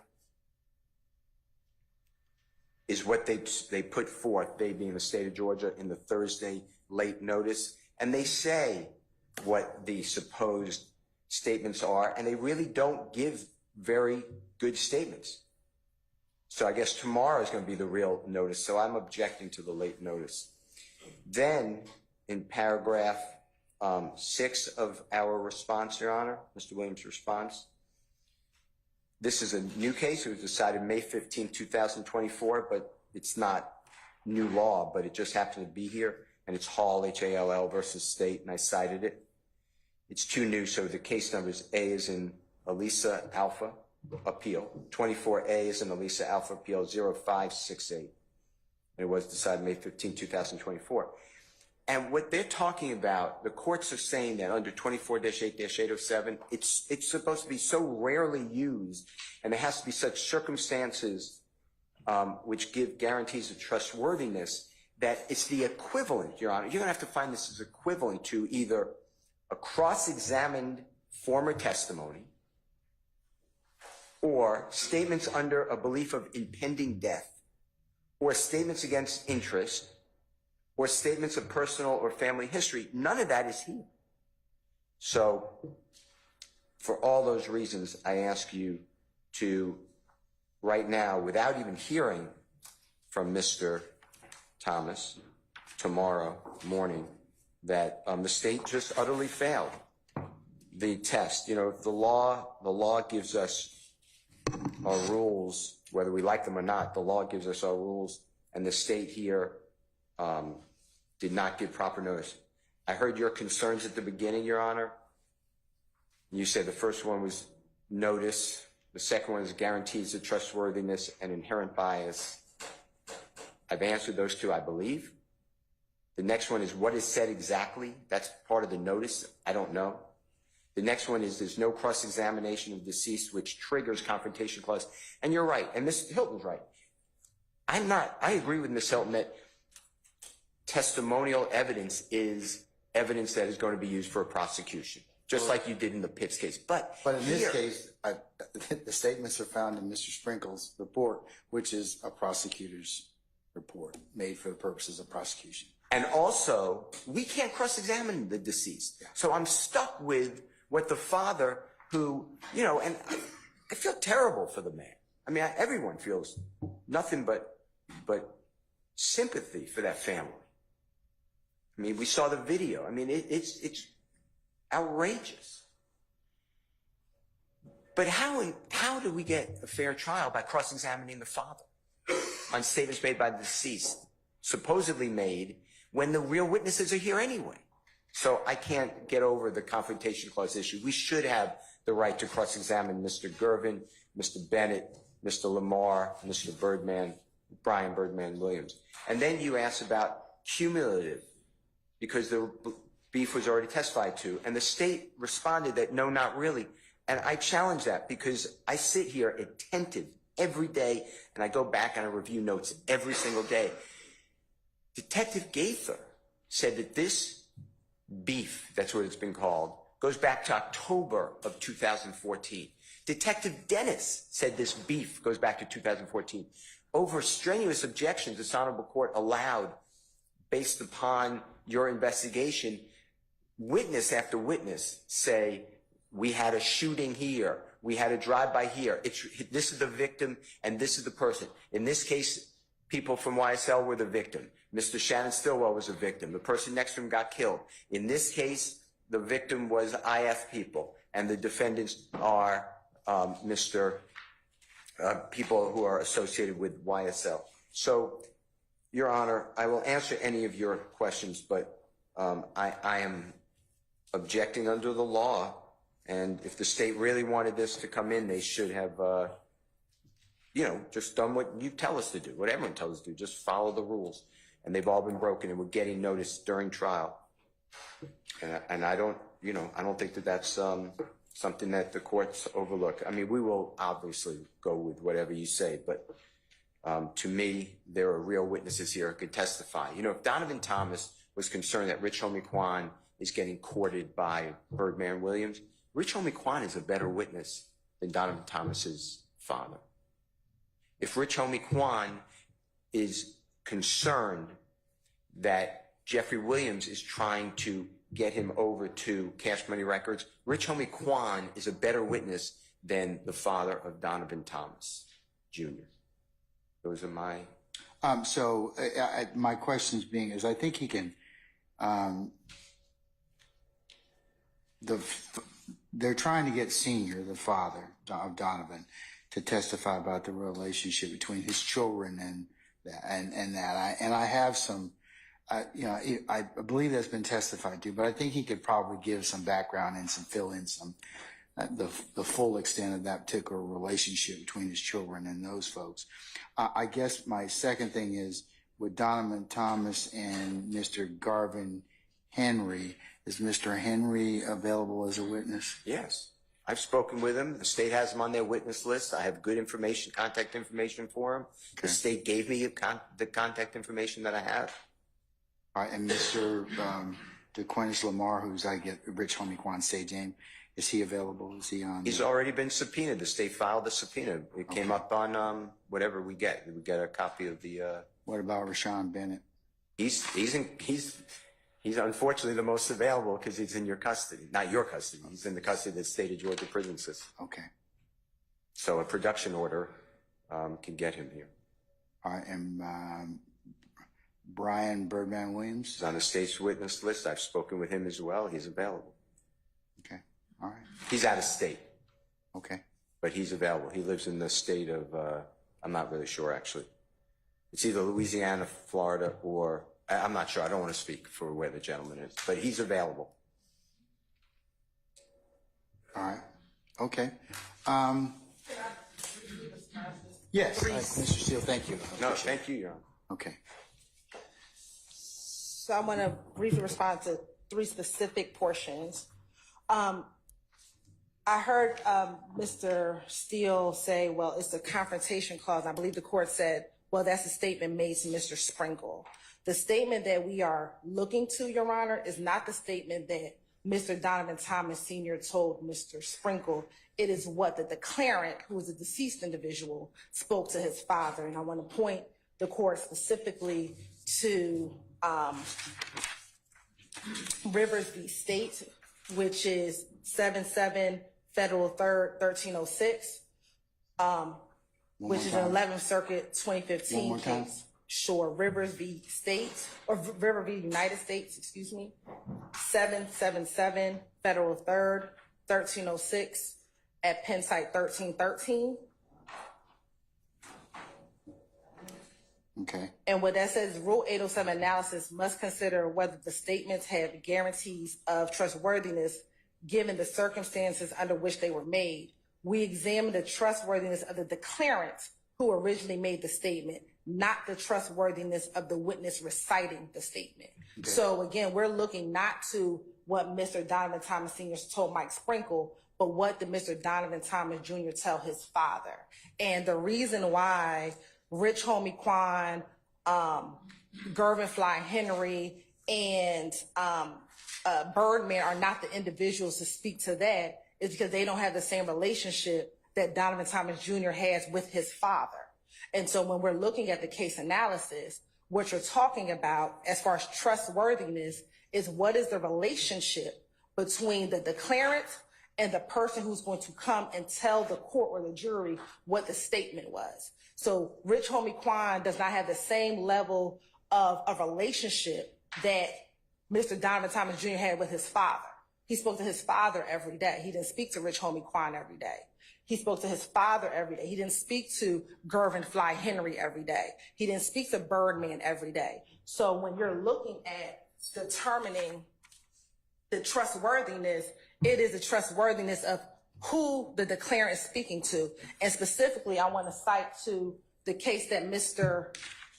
Steele actually cited in his motion, which is the Hall v. State case, Your Honor. And specifically,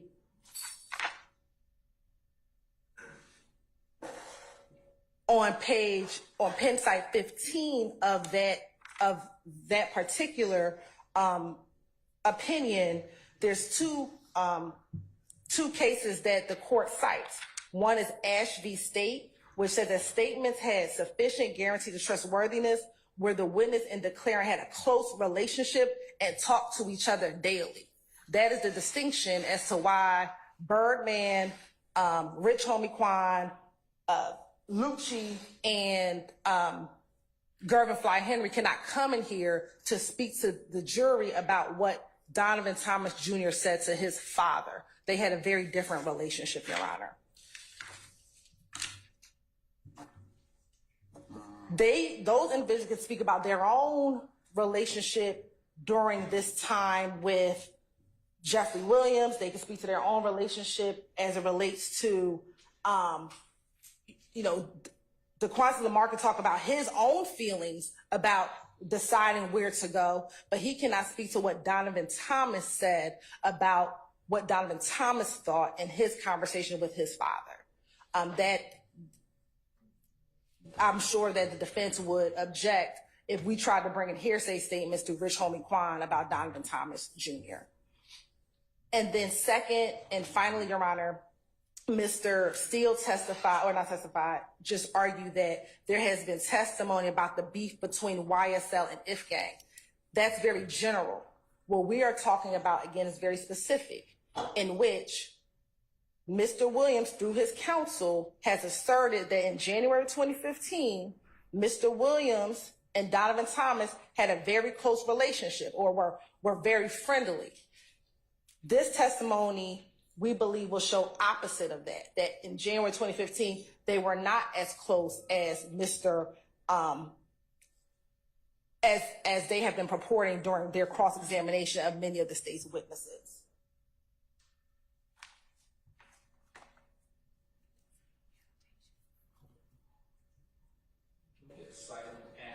Sure, Ash v. State.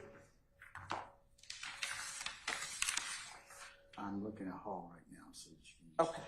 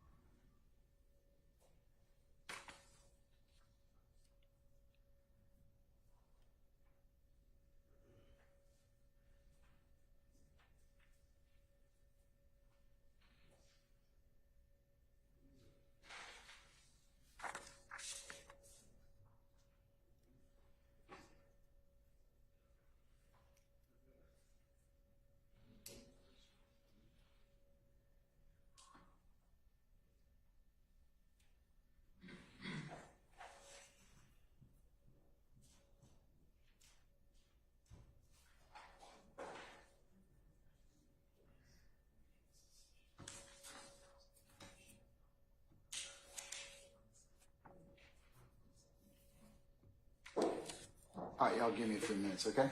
Yes. Just be in recess. It's a minute.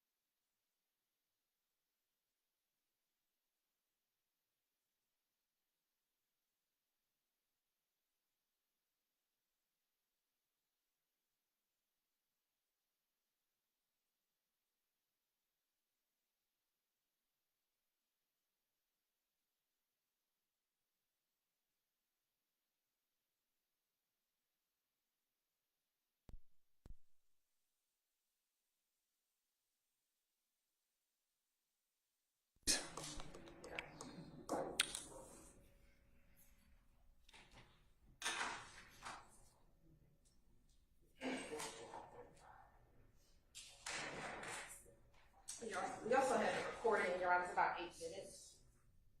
And I know this is a synopsis of it, but I think the actual part of the recording actually, I believe, is the actual statement.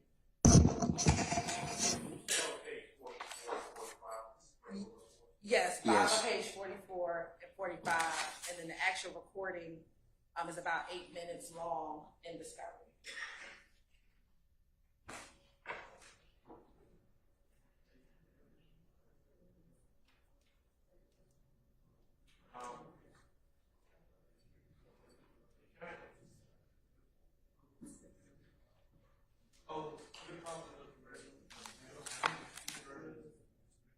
You want to see which one I'm talking about? Yeah, there might be more than one version because my page 44 deals with termite still. Okay, let me, is yours 140 pages?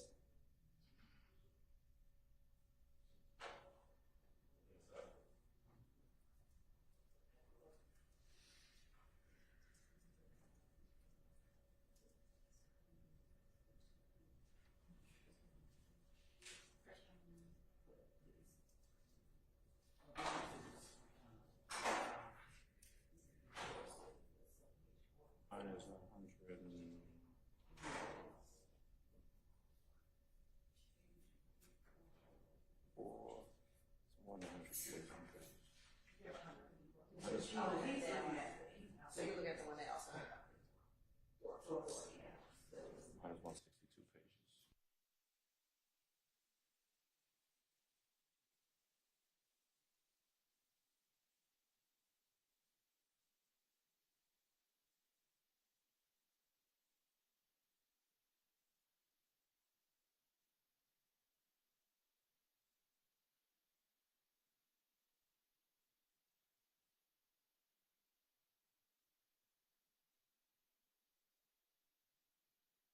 Search for.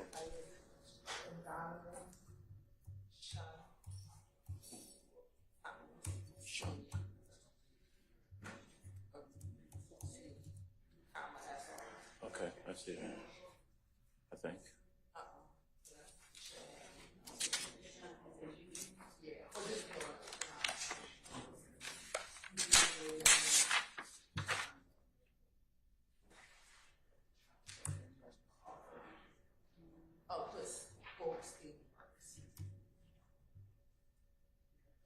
Okay, it's on page 61 for here.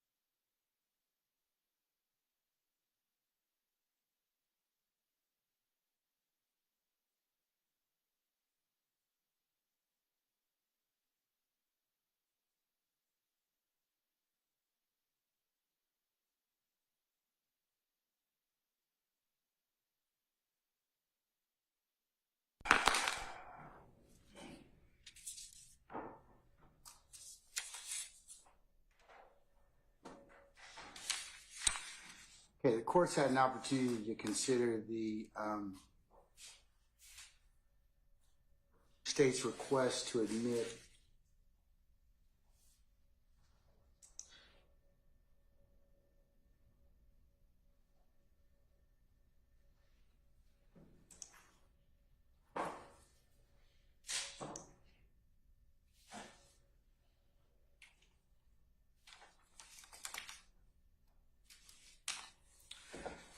state's notice of intent to introduce hearsay evidence pursuant to 24-8-807, filed on May the 23rd of 2024, which I'll include, as I mentioned earlier, as the next court's exhibit in order for purposes of making an admissibility determination. The court's also considered Mr. Seal's response, filed. Mr. Seal, was it filed on the 24th of May? That's right, sir. The next day. Okay, and I'll include your email and your Mr. Williams' response in objection. A response in objection to the state's notice of intent to introduce hearsay evidence pursuant to 24-8-807 as the next court exhibit in order. The court will also take judicial notice of the following, that this trial commenced on 4 January of 2023 or thereabouts, and we had motions in this case in December of 2022. I'm also going to consider, as the next court's exhibits in order, as the court will term it, the Sprinkle Report, pages 44 and 45, pertaining to the inquiry or interview of Mr. Donovan Thomas Sr. by Senior ADA Michael Sprinkle as the next court exhibit in order. In making the determination of whether or not to admit residual hearsay under 24-8-807, the court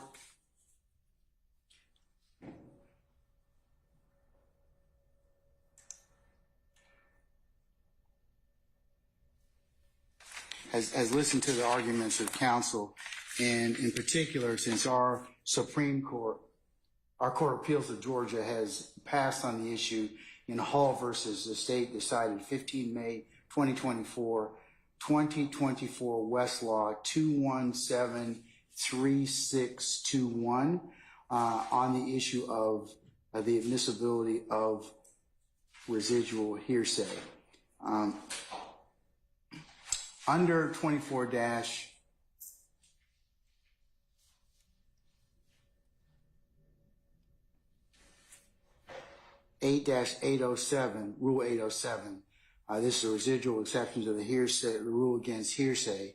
The rule provides a statement not specifically covered by any law, but having equivalent circumstantial guarantees of trustworthiness shall not be excluded by the hearsay rule if the court determines that, 1, the statement is offered as evidence of a material fact, 2, the statement is more probative on the point for which it's offered than any other evidence which the proponent can procure through reasonable efforts, and 3, the general purposes of the rules of evidence in the interest of justice will best be served by admission of the statement into evidence.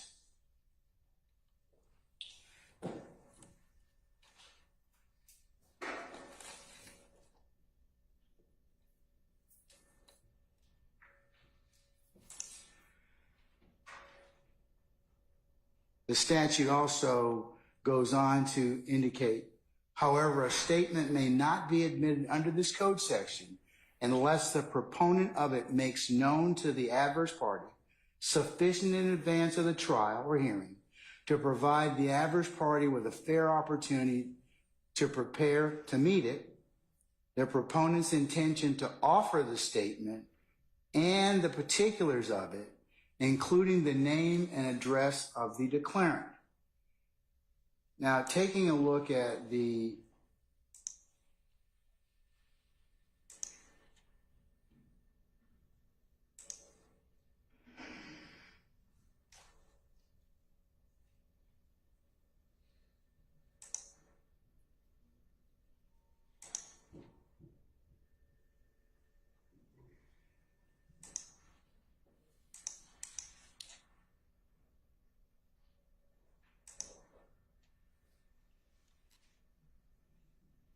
state's the state's notice of intent.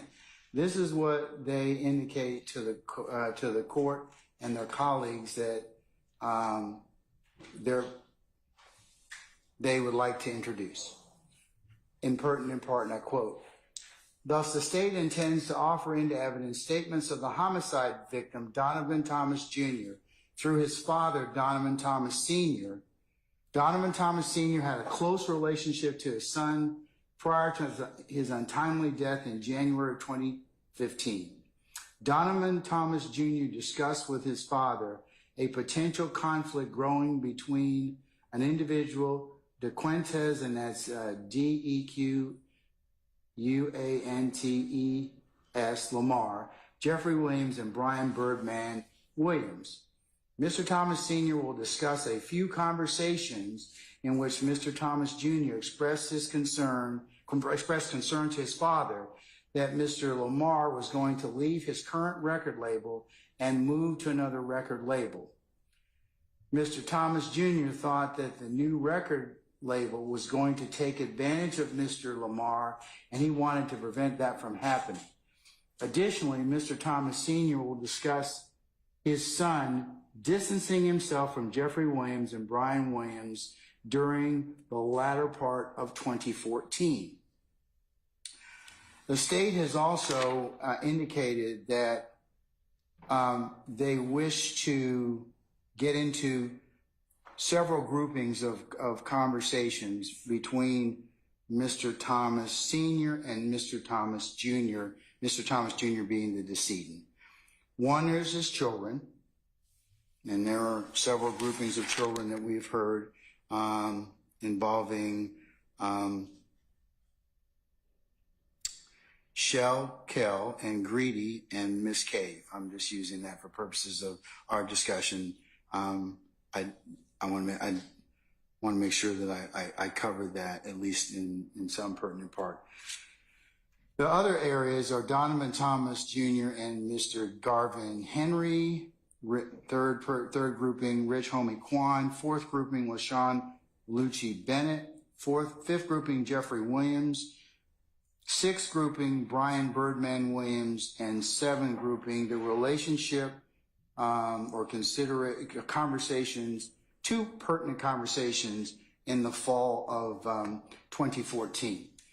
I want to distinguish that because I have to, for purposes of making a determination that will be potentially reviewed, is that under Rule 807, and I'm quoting from Hall versus the state, Chief Judge Mercier writing this opinion.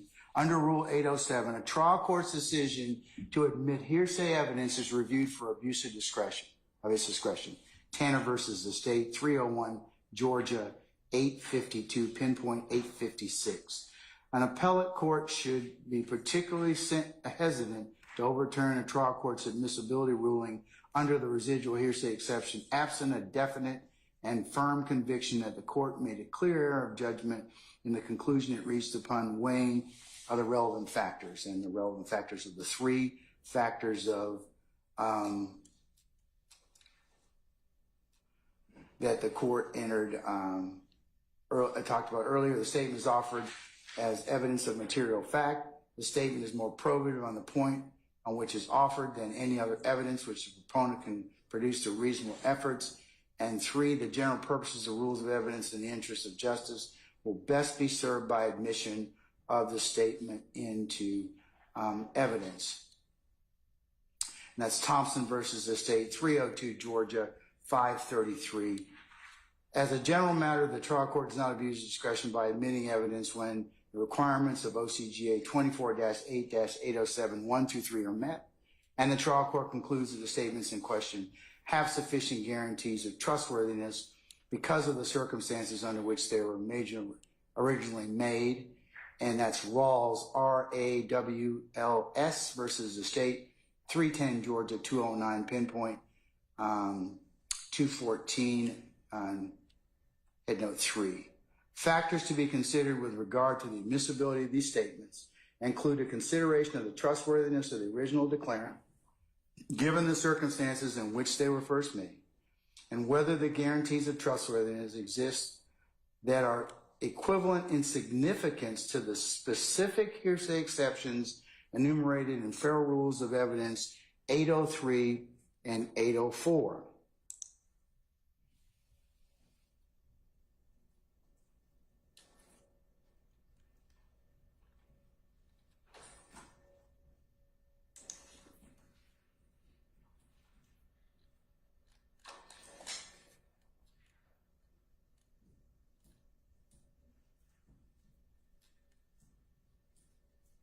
Therefore, such guarantees must be equivalent to cross-examined former testimony, statements against statements under a belief of impending death, statements against interest, and statements of personal or family history.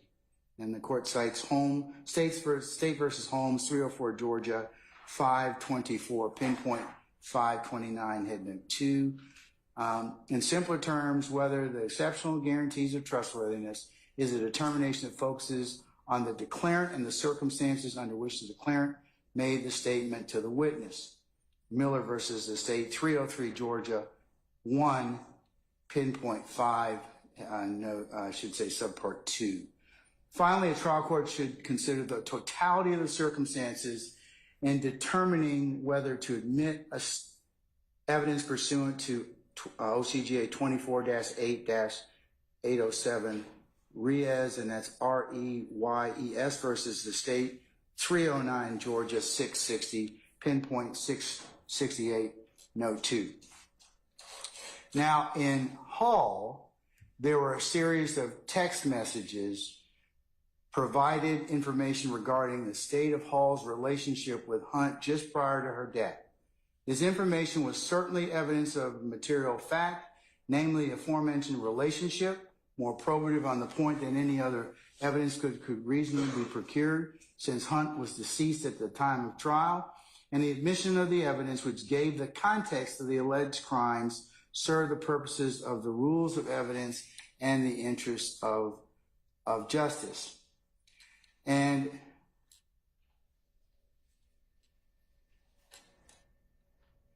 And contrary to Hall's main contention on appeal, the trial court did not abuse its discretion by finding these particular texts between Hunt and Ashby contained sufficient guarantees of trustworthiness. Specifically, the court found the text messages were sufficiently trustworthy because the statements were in Hunt's own words, related to the sensitive nature of domestic abuse, and shared on the circumstances in which the two women were discovering each other for the first time and discovering they were both seeing the same gentleman. So in this particular circumstance, that's why the court took into account the unique characteristics of the declarant and the circumstances which the statements were made. Ash versus the state, 312 Georgia 771. And this is where the state mentions that statements sufficient guarantees of trustworthiness where the witness and declarant had a close relationship and talked to each other daily. Statements, Jones, 311 Georgia 445, statements had sufficient guarantees of trustworthiness where there was no evidence indicating the declarant had any motive to fabricate her statements. Tanner versus the state, 301 Georgia 852, statements had sufficient guarantees of trustworthiness where the witness and declarant had a close relationship and declarant had no apparent reason to lie, and the statements were consistent with other evidence. In our case, well, things are a little different, and this is what I'm going to make the distinguishing factors are. Text messages are very distinct. The state's proffer to include the Sprinkle report, pages 45 and 46, as well as the state's proffer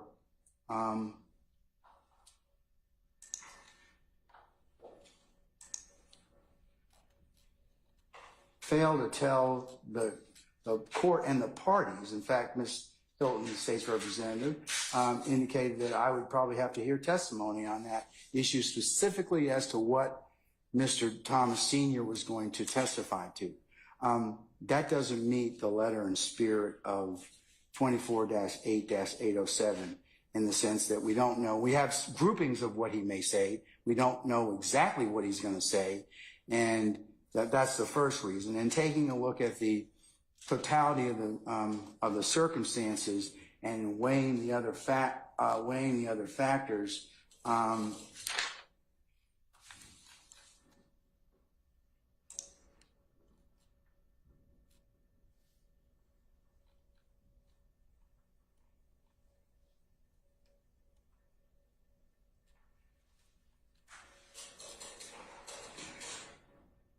we don't really have what we're asking Mr. Thomas Sr. to recall statements that are 10 years old. He made these statements in 2014. It is 2024. Unlike Hall, where you've got text messages which you can see what the decedent or the declarant was actually saying, we don't have that benefit. And for that reason, that's why these specific reliance or trustworthiness, and the appellate court sets a pretty high bar when they tell the reviewing court, as Mr. Steele mentioned, and also in this particular decision, that I am supposed to look at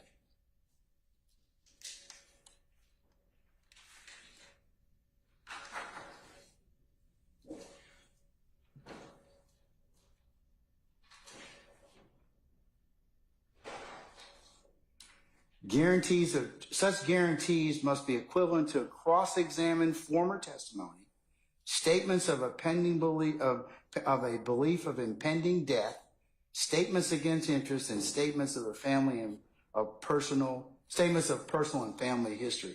That's pretty high in terms of what I have to consider in terms of the admissibility threshold under 807. But in taking a look at Hall, it's very much distinguishing because we had the benefit of looking at what the decedent actually was saying and weighing it in terms of the trustworthiness. In this particular circumstance, the court does not find that it has the same guarantees of trustworthiness. So I'm going to grant the defense's motion to exclude these statements under 807. However, and let me make that very clear. I'm not gonna permit the conversations about the two relationships and the two conversations in the fall of 2014. You can talk about his children. He can certainly clarify the relationships between Marquavius Greedy, Shellkel, and Sequoia Cove. Certainly those would be probably relevant, but the other ones in terms of Mr. Donovan Thomas, Garvin Henry, Rich Homie Quan, LaShawn Lucci Bennett, Jeffrey Williams, Brian Birdman Williams would not be admissible at this point in time. But however, if you can lay foundation as to the relationship of his children, I certainly think that would be relevant and material. That's not saying, as well as was mentioned earlier, if the state decides to call with the exception of Mr. Jeffery Williams, the other parties in this particular case for their relationships that may or may not be relevant, you certainly may. I'm not in any way telling you cannot call those particular witnesses for other purposes. Mr. Steele, I'll have you, if you would please do a suitable order for my signature, send that to your colleagues from the state, please. Thank you. Aaron, can I get clarity? Is it just that Mr. Donovan Thomas cannot speak about what his son told him, but he can speak about his own observations? Because hearsay is what someone said. So I want to be clear that Donovan Thomas Sr. cannot speak about what his son told him, but if he has his own personal observation from what he saw. But you'd have to lay a foundation as to that. Sure, correct. But, But I'd say you tread carefully, okay? I won't have him talk about anything that anyone said, but I believe he can talk about his own personal He observations. certainly can testify about that as long as you lay a predicate and a foundation about that. Sure. Certainly, that would certainly not be under the realm of impossibilities, okay? Thank you, Your Honor. All right, anything else, folks? Yes, Your Honor, just real briefly on that topic. No, just no. Okay, stop talking. 30 seconds. Stop talking. No, what does he want to tell me? I'll be very brief. I know that the state indicated that they wanted to talk about the family relationship or the children or something of that nature. I'm just a little concerned about how that might impasse the victim impact issue with respect to what's relevant regarding the issues at hand versus background with respect to relationships. So If they don't talk about the feelings of loss or anything like that, but I think that they want to get into because remember when we were, Ms. Hilton was talking about earlier, we had another witness talk about whose child was who and what that needed, and that I mean, they eventually clarified it, but I think that would probably be okay to explain what relationships that, if he can, Mr. Donald Thomas Sr., but as long as he doesn't testify about the loss of his child and violate victim impact, yes, I think that would be appropriate. thank you, Your Honor. Okay? Anybody else? Mr. Steele, have I ruled completely on your motion? Yes. Okay. All right, sir, if you could just have a written response within about a week, is that fine? Yes, sir. Okay. All right. Any clarifications as to what you can and cannot talk about in regards to Mr. Thomas Sr.? My understanding, he can't talk about what anybody else said. That's right. And he can't talk about what conversations he had with his son. Okay, but Correct. he can testify about what his observations were. He can certainly testify about the relationships with his children. Okay, but these other folks, you know, that would be. But he can talk about his observation that he's seen with these other people. If you can lay a foundation. Yes, I believe. For example, if he doesn't know or he doesn't have any, for example, conversations about Donovan Thomas, and then you got to really think about why are you asking about that? Because it may get you into hot water. So I'm just telling you, just tread lightly, okay? Thank you, Your Honor. All right. Okay, folks, unless you have anything else at this point in time, thank you for your patience, and we will see you all tomorrow morning, 9:30 for an anticipated 10 o'clock start time, all right? Okay, we're in recess. All right.